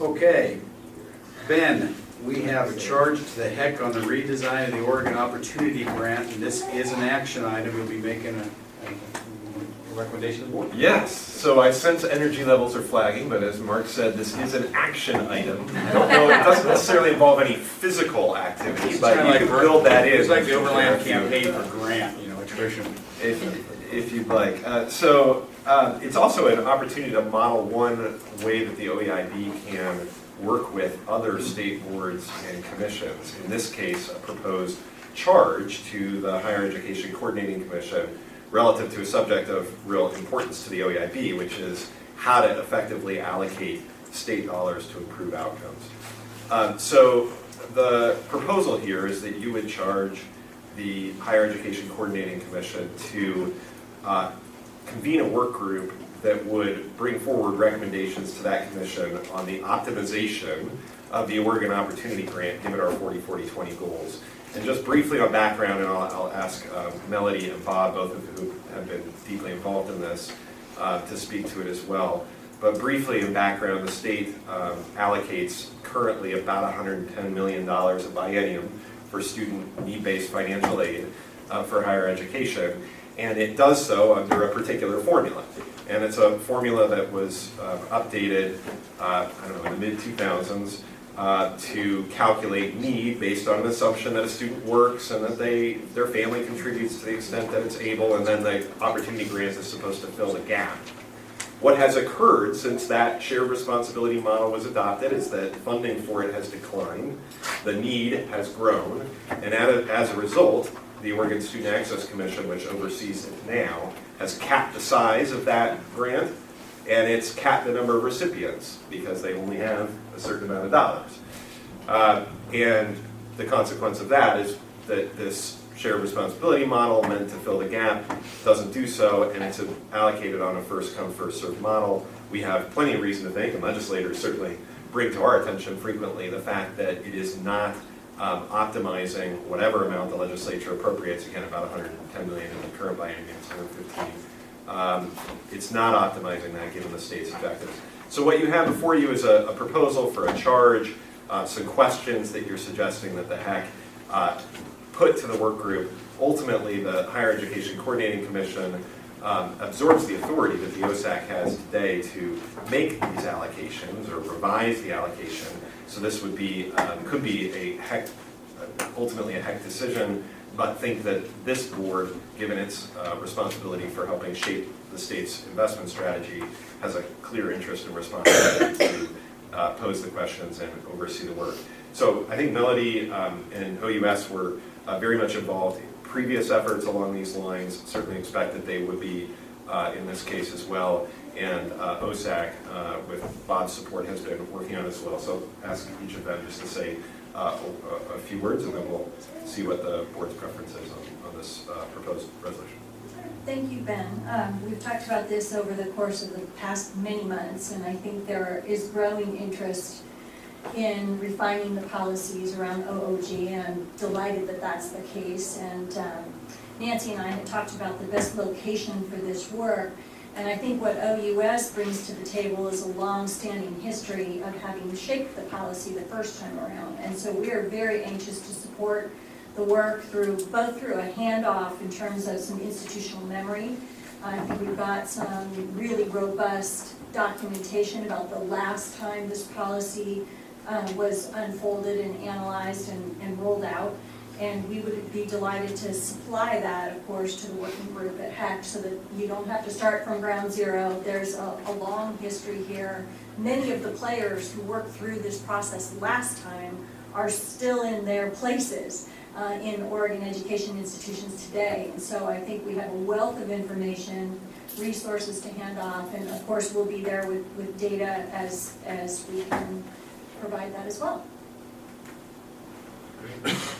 Thank you, Melody and Ben. So prior to the shared responsibility model being implemented in school year 08-09, in 07-08, we actually had enough money to award opportunity grants to every student who applied all year long. In 08-09, or 9-10, once the shared responsibility model was implemented, we could award most students. The size of the awards went up dramatically, the total budget went up dramatically, and then the recession happened, state coffers shrank, so the total award went down. The number of students mushroomed by something like 5-fold. So right now, we're only able to serve about 20% of the students that would otherwise qualify for the Opportunity Grant. I prepared a white paper for our commission earlier in November, and it's a little bit like rearranging the deck chairs on the Titanic. We can either do, it's a zero-sum game. We can either give smaller awards to more people, or prioritize awards to some people and then leave other people out. And this is a balancing act, and I think it's going to be interesting and important that the HEC weigh in on this, because there is no easy answer, and anything we do will have repercussions. We could give the awards, prioritize students that would likely graduate anyway, and that would reach one set of goals. We could award students who are at the highest risk, but at the potential of not being able to influence them as much as we would like. So there's a whole variety of issues to be considered, and I look forward to the conversation. So any other questions, comments for Ben or Bob or Melody? Nicole? I just have a question about the Opportunity Grant, and we've requested a few different times around some analysis about the impact of students of color participating as a result of the switch from the underrepresented minority achievement scholarship to becoming the Opportunity Grant. And I haven't seen that analysis yet. I'd like to see it. I'm sorry, I have not seen those requests, but I'd be glad to, if you could get that request to me, that would be great. We use as our application the free application for federal student aid, and we're not allowed to collect race or ethnicity data on that form. So the only way we're able to determine outcome using race or ethnicity is by waiting 5 or 6 years, requesting data from the student National Student Clearinghouse, because those students voluntarily self-report to the university, which then goes to the National Clearinghouse, which then we can request back. So it's a I'm glad to do that. Thank you. Okay, do I hear, Ben, would you mind framing the motion? Yeah, the motion is simply to adopt this charge to the HEC with, I think, an expectation then that you would, in March 2014 or very shortly thereafter, hear back from the HEC about the work group proposal and its own consideration of action based on that proposal. So the motion would be to adopt this proposed charge to that. I move that we adopt the proposal. It's been moved by Iman. Do I hear second? Second. Seconded by Sandra. It's been moved and seconded. Is there any discussion? So I would only point out, again, that if the first point has a state financial aid is currently structured as compared to Fellows 40-40-20, that we need the 40-40-20 data. So we can marry it up with all these pieces. Okay, all in, Nicole, all in, get another discussion on it? Yeah, I was just gonna say, I'm gonna vote against it, because I feel like I don't have enough information, and my previous questions have not been answered, so I'm gonna, I'm just sharing that. Okay. All right, all in favor? Aye. All opposed? Okay, Nicole opposed, so motion passes. Okay, look, kind of winding down our last agenda item. Well, we have public testimony, but we don't have anybody signed up today. But number 11 is the agency update, where on the agenda from now on, we're going to have 2-minute updates. Now that's a certain flyby for that. That doesn't preclude that in the future we may, have a presentation from any of these agencies. Let's say we wanted, like for instance, Rob, we talked today about, smarter balance. That may be a longer agenda item in the future, but this is kind of a placeholder item for just a flyby so that we can just check in with each one of our agencies that work directly with OEIB. So the first one up is Melody on OUS. So very quickly, in addition to our typical work we have what I'm referring to as 4 bodies of work this year that are particular to this point in the reform effort. And I'll just very briefly outline these things to you because they're absorbing a tremendous amount of staff and board attention. And I'm just coming out of 2 days of board retreat where we discussed these items, so they're very fresh. One, of course, is we're working toward the transition of certain activities to the HEC. And we have board members working on this. We have staff members very much dedicated to this effort. Been working closely with Ben on that topic.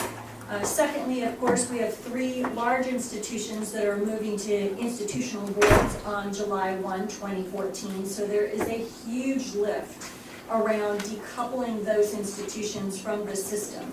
I mean, some of the things that we have to do around PED involve the federal government, involve multiple agencies in DC, and it's quite a lot of work. And as I like to say as a former gymnast, we have to stick our landing.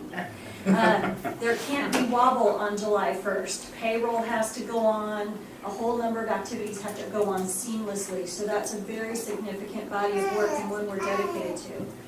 Thirdly, of course, we're working on supporting the presidential task force to create the shared services enterprise, staffing that work, providing data and support to that work.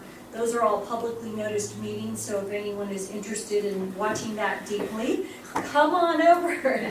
It's thrilling. Finally, in some ways, a real great creative potential and contribution to the state is that we are participating in the conversation around the regional governance structure.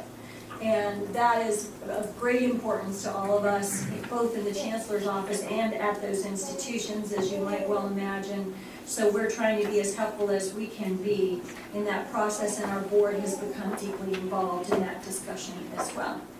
Those are what I call our major transition bodies of work. In addition, we have 100,000 students starting back to school here in the next couple of weeks at 7 institutions, and convocations scheduled all over the state to welcome faculty, staff, and students to a new academic year. And of course, you might notice in the newspapers that we're bargaining with SEIU. And that's all I'll say about that. Thank you. Yes. OSAC, Bob just snuck out, but he Bob, to delegated get back to to you. Eugene. No, he did not. I'm not prepared to give Bob's report. He did mention that he had to get back for 6 o'clock in the day. Might be interesting if you did try to do that report. I guess you'd like to ODE, Rob. Well, I might take Bob's 2 minutes. No, actually, only because I have some to yield to other partners. So, strategic initiatives. We have strategic initiatives underway. We spent a lot of time over the past couple of months making sure that we are taking the dollars, $75 million in strategic initiatives, and moving those funds out into schools and other providers as quickly as we possibly can so that we can start to get some of the outcomes that we're all wanting to see as quickly as possible. And I'm really pleased to be able to report that of the funds that are available this year, we have 51.5% of those funds out and will be out or are out by October 15th. And so it's in places that we could do that and get the kind of response that we want to get. So for example, mentoring grants. We put out mentoring grants and we've awarded those, and the funds are out, and we're at the start of a school year. And so 85%, more than 85%, of first and second year teachers and administrators in the state now have mentors across the state. And if we don't get that done pretty quickly and get that out in a timely fashion, then we have teachers and administrators starting a school year without mentors. We don't want to do that. So it's a perfect example of why it's important for us to do that relatively quickly. Response to intervention, the RFP is out, focus on priority schoolwork and extended time, the collaboration grant, and then there are a couple others around CTE and the BE grant that are out. We've been really engaged in the work around supporting our focus on priority schools, which are our lowest performing 15% of title schools. Really feel like they're getting traction. We have good plans in place, and those plans are currently being implemented. And we've been working very hard to coordinate bringing on the Youth Development Division and the Early Learning Division to ODE. And with that, I would yield the rest of my time to the rest of ODE, which would be Iris Bell and Jada Rubio. Well, the Youth Development Division and the council members of the Youth Development Division have been engaged this summer and continue to be engaged in community engagement outreach activities around the state. We had the opportunity to visit with Durkin Riley over in Mountain County. And what we're doing is actually gathering information because we have a legislative mandate that we report back to the legislature with a funding formula for Youth Development Division funds in the interim. And then we also have to report back during the session for some special appropriation funds that we will be getting from the legislature. So the council itself has been out and about around the state. We have yet a number of places to visit, and we're gathering information about what parents, teachers, administrators, business community, providers would like to see in funding formulas and funding from the Youth Development Council itself. So we're gathering that information now. We'll have a report back. We'll have a report back to you all as well with respect to what we would recommend for a funding plan for the division itself. Thank you. So in the early learning division, basically all things are about hubs, not really, but it sounds good. You actually heard a theme today with transformation is we've actually been working very closely with the Transformation Center and the CCOs because they're a year ahead of us in terms of doing some of this work. So as we look at the transformation for early learning, we're working very closely with the healthcare, with doctors, with clinics, to be able to look at that. And then at the other end with the regional collaborative cities as you look at that. And so as we're all out in the field, we just finished a road trip with Medford, Pendleton, Bend, and Portland. It was just about the time they were notified about the regional collaboratives, Whitney, and they wanted to know if they would score extra in terms of our points for the early learning hubs if they got one of those. So you can see that communities are already working together and thinking about that, and I think that we are too. I would encourage you, and I'll send you a copy, there is a straw person report for the proposal that we're looking at with the Health Policy Board and the Early Learning Council for some joint outcomes that will measure children early in the system. And then, as you know, as we look at the end, we'll be measuring the kindergarten readiness in a field test this year, as well as looking at next year for some results in the early learning hubs. The council will meet in Warm Springs next week, and one of their topics of discussion will be is they did adopt the equity lens, and they'll be looking at how to action the equity lens in terms of the work that we're doing. And then finally this morning with professional development, Hilda Roselli was a part of this. We had some national input in terms of how to support educators looking at the training. We have some goals, not only in our race to the top, but in the professional development to be able to look at further education for early educators. Thank you. CCWD. Thank you for the time. In Deborah's time, I'll just bring up a few things. We are very much an agency in transition, both on the community college side, the HAC, and our workforce, potential work transition, our workforce. So much of our work is involved in that. But we still have things that we continue to do for the betterment of the colleges. Is working very hard. I would just bring up two or three. Our developmental education redesign initiative, where we're really looking at how can we affect the issue of DevEd, what we call DevEd for short, in the community colleges. Right now, about 20% of our funding, of your investment in community college goes to pre-college programs. And I think it's really interesting, and we talk about the transition, and that's really important. But when I walked into my lower level math DevEd courses, they were 25 to 40. Many of them had not had any math instruction for up to 15 years. And so they came back to us not ready for college level math. So the question for us is how do we put together a group of people that look at trying to put out a policy, some best practices, and to really look at how do could we possibly redesign our delivery of DevEd in the state. I mean, I think if you look at how that all runs out, if we deal with 40-40-20, that middle 40, You know, we're really going to have to maximize how we approach the pre-college programs that the colleges have. And so there really are some, you know, I believe there are some models, some things that we can learn, quite frankly, from K-12 alternative programs that we all worked with, but also some very big national models. And moving on, and that's an exciting thing, and I'd be happy to talk about that sometime because I think it really is has a huge potential. We're working with the colleges very, very strong on achieving the dream. There is two larger colleges, Lane and LBCC, that are on their own, but we're able to put together a small rural school consortium that is really working with Achieving the Dream as a national group that you know, for a price, helps colleges interpret data. They provide data coaches, and then they provide actually national renowned experts who have worked in many states on how to put together improvement planning and how to put together a system for improving many aspects of the community college system. And so one piece that the small rural schools are looking at is this DevEd piece, because it has an enormous impact on the small schools, not the large schools, huge numbers, but if you think about that, the impact on a school like Tillamook Bay, where the total FT is 500 students. I mean, those resources are fairly significant to them. And so we also are working on a data initiative that you have in your strategic plan, the D4A, to really try to replace our CURS system.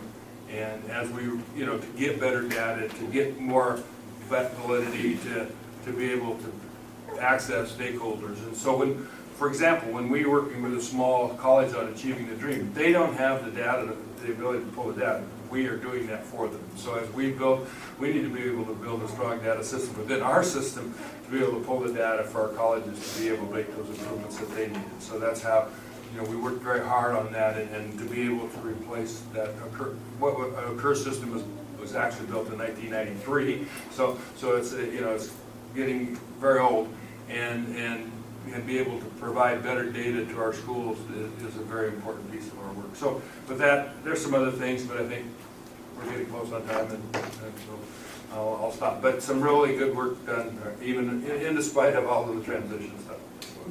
Thank you much. We have one final good in the order. Julie, you had a comment? Excuse me, Vicki. Oh, Vicki. Okay. No, I'm not up to date. Oh, you're not. You weren't on it. Would you? We've got a couple minutes. You can your own.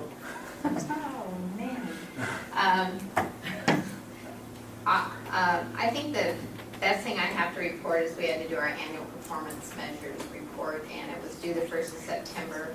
And we measure our customer service primarily, and we were up in all categories. And we were only slightly down in the amount of time it takes us to do investigations, and that had to do with staff turnover, so we're real happy. I would echo that. Just had some recent experiences, very positive on timeliness. Julie?